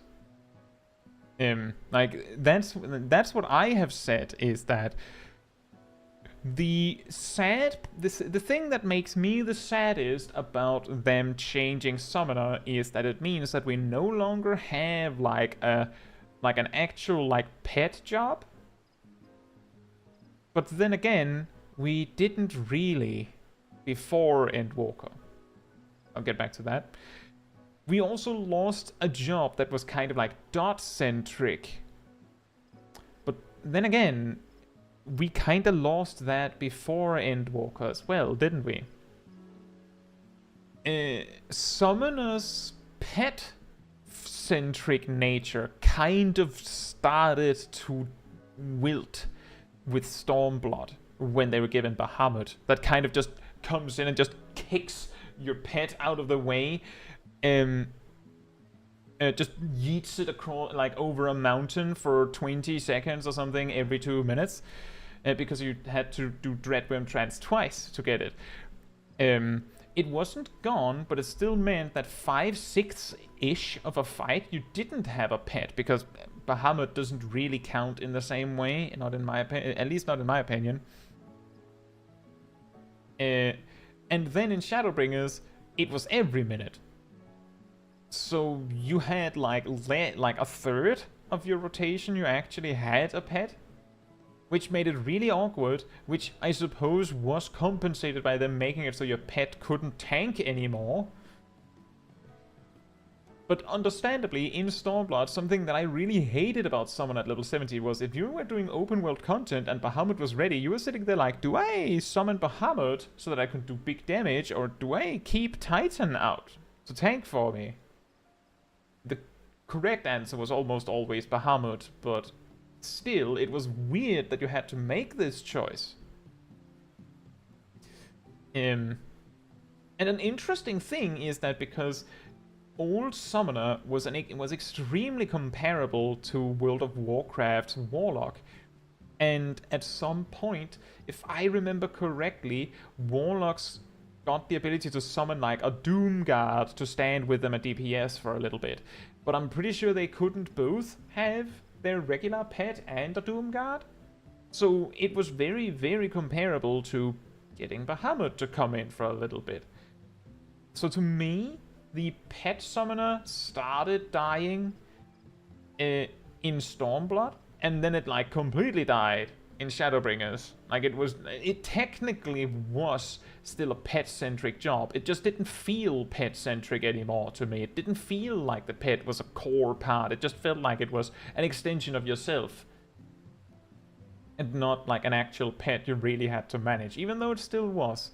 Similarly, as Tri-Disaster started being capable of maintaining your dot applications most of the time, and your dots didn't really do anything, by the way, they just did damage, it meant that summoners, while having 2 dots being a major part of your DPS, they weren't really a big part of your rotation, right? They were basically an OGCD you used 3 times every 2 minutes by Shadowbringers, and then the 4th time you had to cast each one twice, or each one once. The 2 GCDs every 2 minutes. That's not a core part of your rotation. It's just not. It's just not. So from my perspective, on the one hand, Summoner lost its dot-centric nature, and it lost its pet-centric nature when it became Endwalker Summoner. But to me, when I think about it, both of those things weren't really the main focus of the job anyway by Shadowbringers. They kind of just went, yeah, we're not really giving these things the attention they deserve. Let's just remove them and actually give proper attention to the thing we actually want the Summoner to do.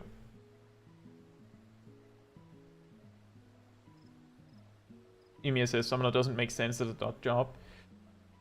It's a little strange, but as EBB says, Old Summoner was trying to be... well, it was trying to be World of Warcraft Warlock. Not necessarily Affliction Warlock, just general Warlock. In the way, way old days, all Warlocks would be like capable of applying 3 dots and would often do it, especially while leveling.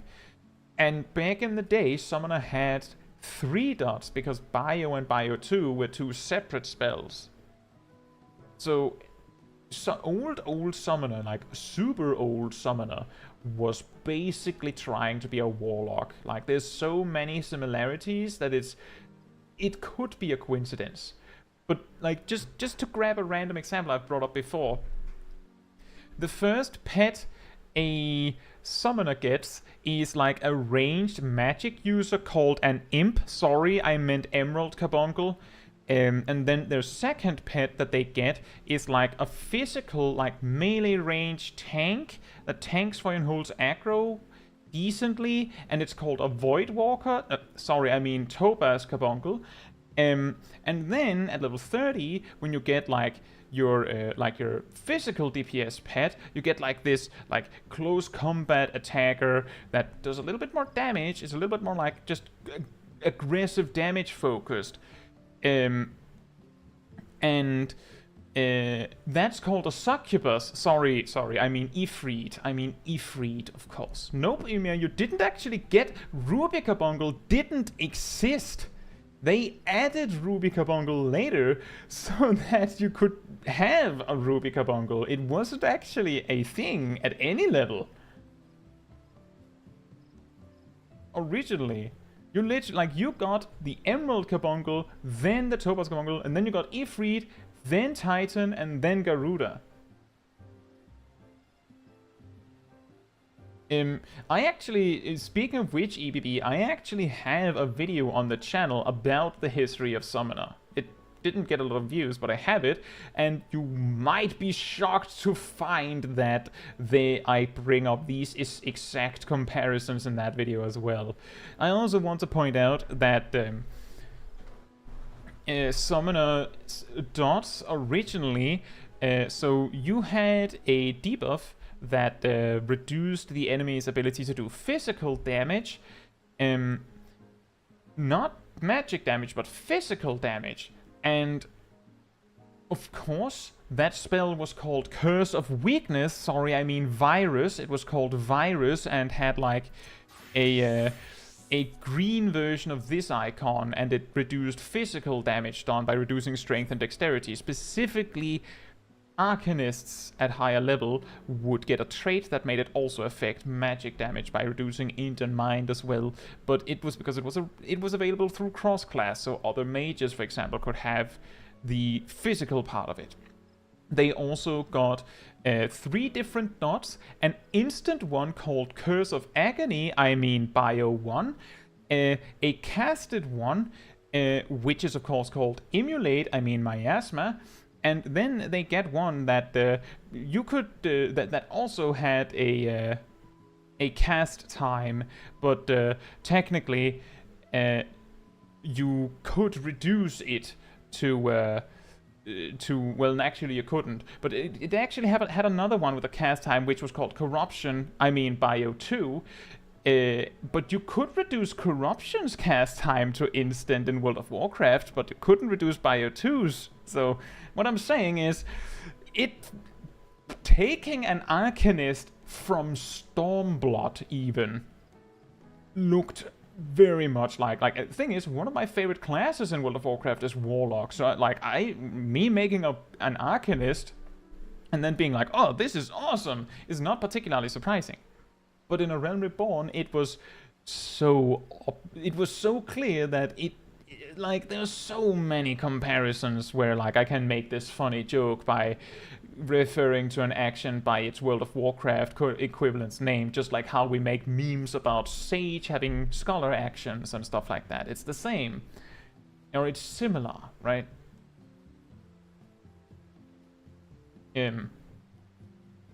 So yeah, Summoner as a dot job is weird. Like, coming into Final Fantasy XIV from any other Final Fantasy game, I'm pretty sure you would be a little bit like, wait, what? Why dots? What? Weird. Okay then. I mean, it doesn't hurt the job, but why is it they get these dots? Like, as far as I know, some of those dots were at home with other jobs that don't exist in Final Fantasy XIV.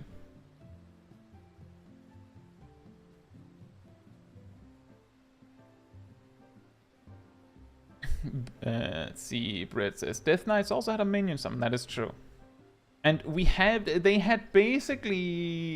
they made a huge deal at the fan fest about announcing a limited job, and there was shouts about Beastmaster and Puppet Master. So I could also imagine that it'll be a pet-centric job. That would be nice. And I'll take that, because the thing is, pet-centric jobs tend to get really janky. And a job like Beastmaster, at the very least, that one would be tough to make a proper job without being underwhelming. Just because people would want to, like, catch the pet they want. And, like, in World of Warcraft, it's pretty common to like, there's just a lot of pets. Most of them are pretty much the same-ish, so it doesn't matter that much. But there's a small difference. In Final Fantasy XIV, this small difference would matter way more to players, at least.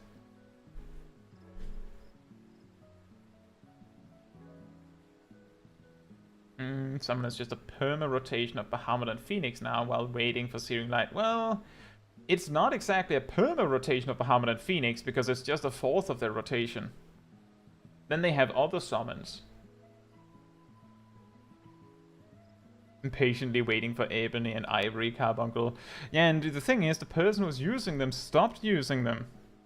Alphinaud?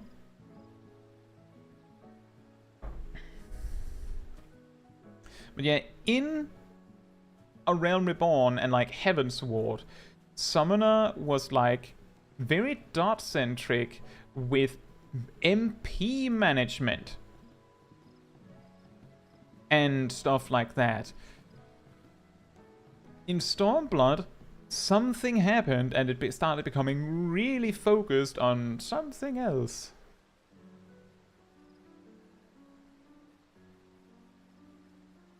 And that's just how it is. And then they just decided that it was way better. It was way better. Honestly, for a summoner, like Final Fantasy franchise summoner job, this, I feel, is more correct. That doesn't change the fact that the job that we had that was summoner was also legitimate and cool. But I think this is closer to, like, generally a summoner in the Final Fantasy franchise as a whole, in my opinion. But that doesn't change the fact that that the removal of the old summoner meant that we lost a very pet-centric, caster. We also lost a very dot-centric caster. But the thing is that both of those things had slowly whittled away over the years already. So, yeah.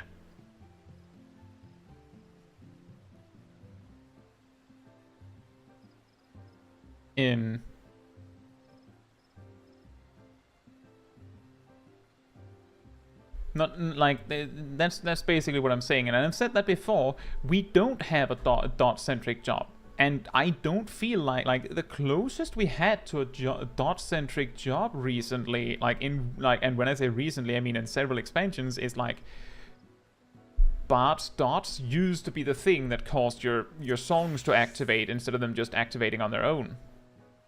The closest we have to a dot-centric job now is Black Mage, because Thunder technically activates something. Like the dot actually interacts with the rotation, whereas old Summoner, it didn't. It was just something you did. You just threw it on the target. Like, imagine if Iron Jaws was an OGCD with a 30 with like an approximately, I believe it was 55-second cooldown, but it also reset whenever you used Dreadworm Trance, which allowed you to use it 3 times in a 2-minute cycle.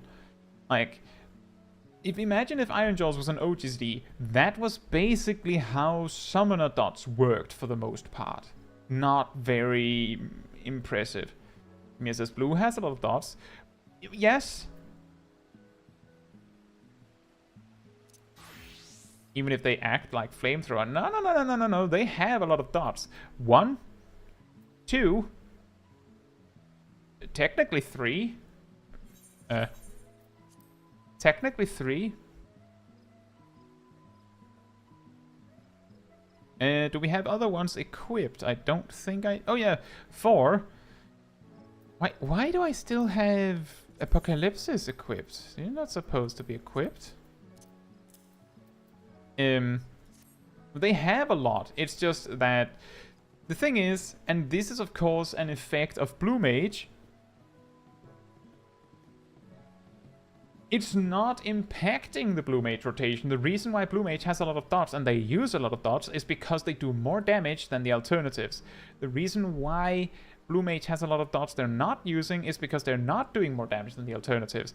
Basically, what I'm saying is the way Summoner interacted with their old dots that got removed is if just spamming Ruin did more damage than using their dots, then they wouldn't use their dots because the dots didn't do anything aside from damage.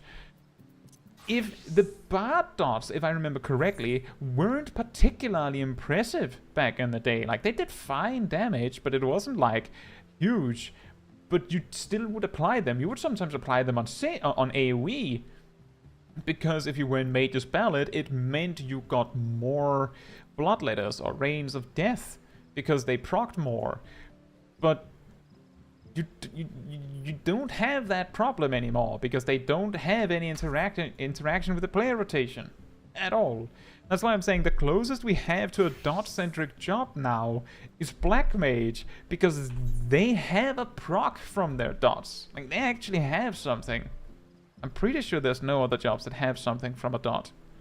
Some would argue that Monk and Samurai have like an interaction with their dot because they both have to actively plan their rotation around reapplying their dot, which you could say is impactful. But it's, again, a case of they don't do anything, so if they would do less damage, then you wouldn't. You could also argue that Black Mages wouldn't use Thunder at all if it didn't do enough damage to be, like, warranted, but the key thing is that typically Black Mages want to keep Thunder 3 Thundercloud procs rolling, both because the procs can be helpful and also because they do good damage, especially when it's a Thundercloud proc.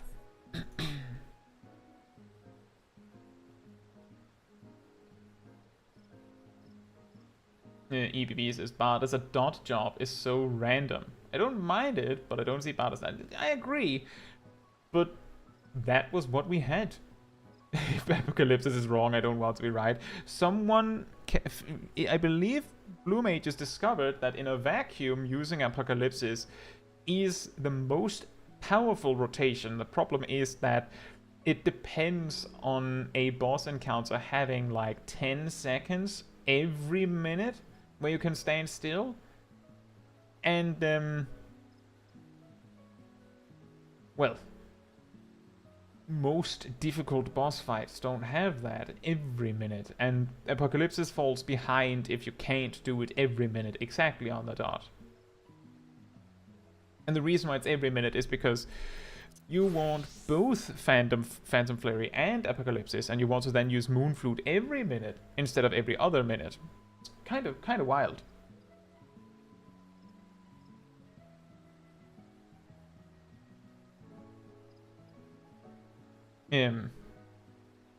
Yeah.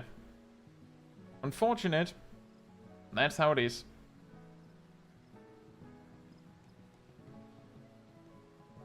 Anyway, we did manage to cover a bunch of clips, just in general.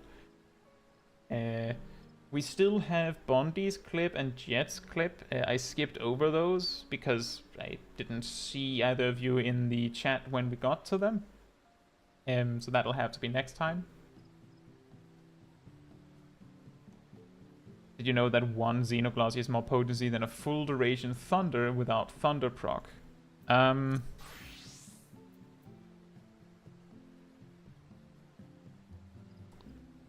Yes. One Xenoglossy is actually also more damage than a full duration Thunder with Thunder proc, so... and it was that before it got buffed. Like, before it got its most recent buff.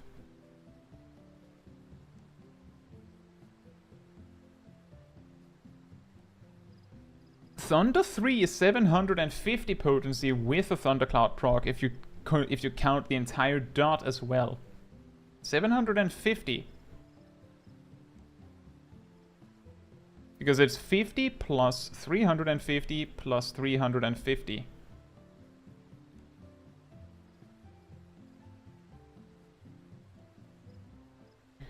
I mean, 750 potency is great. Like, comparatively, it's pretty good. But it's not better than Xenoglossy. Anyway, if you enjoyed the chat we had today, remember that this channel has a Discord community server that you can join. You'll find most of these wonderful people that you see in the chat, I imagine, at least some of them, and you'll also find me. You'll also find a weekly schedule where you can see what's coming up on the channel in the coming week or so. You will also be that it usually gets updated every Sunday or Monday, probably Monday this time around. You can also go into the announcement room and see whenever I post a new video, plan a stream, plan a video premiere, whatever it is, it shows up there first, usually. And you can also go into the role assignments room and grab the reminder role. If you do that, then you get a notification whenever I post a new schedule, post a new announcement, whatever it is. You'll also get a reminder around 15 minutes before anything time sensitive, such as a stream, a video premiere, something like that. You will also get a notification when a new video is just posted if they don't have a premiere attached. And if you did enjoy this stream, it would help me a lot if you leave a like on the stream in the YouTube thing. Whether I'm pretty sure it's usually down there. Sometimes it might be above or the sides. That tells YouTube's algorithms and all that ooh, this is a good stream, this is a good VOD. I should recommend this to people, and then more people will see it, and then more people will like the video and enjoy the videos on the channel, and then we can make more fun, cool stuff. So thank you so much in advance. I think that's everything. As I said, I skipped over Bondi and Jet's clips that they had posted because I didn't see you in the chat. I see you now, Bondi, but like we were in like the end of the stream section, you could say, that lasted an hour somehow again. But I still have it on my list, so I'm not going to just fade it out. It's just, it'll come next time. Right? But I think we covered a lot of stuff. Yeah, I think that's everything. So, good night, good morning, afternoon, or evening, depending on where you are in the world, and I hope to see you all very soon. Bye-bye.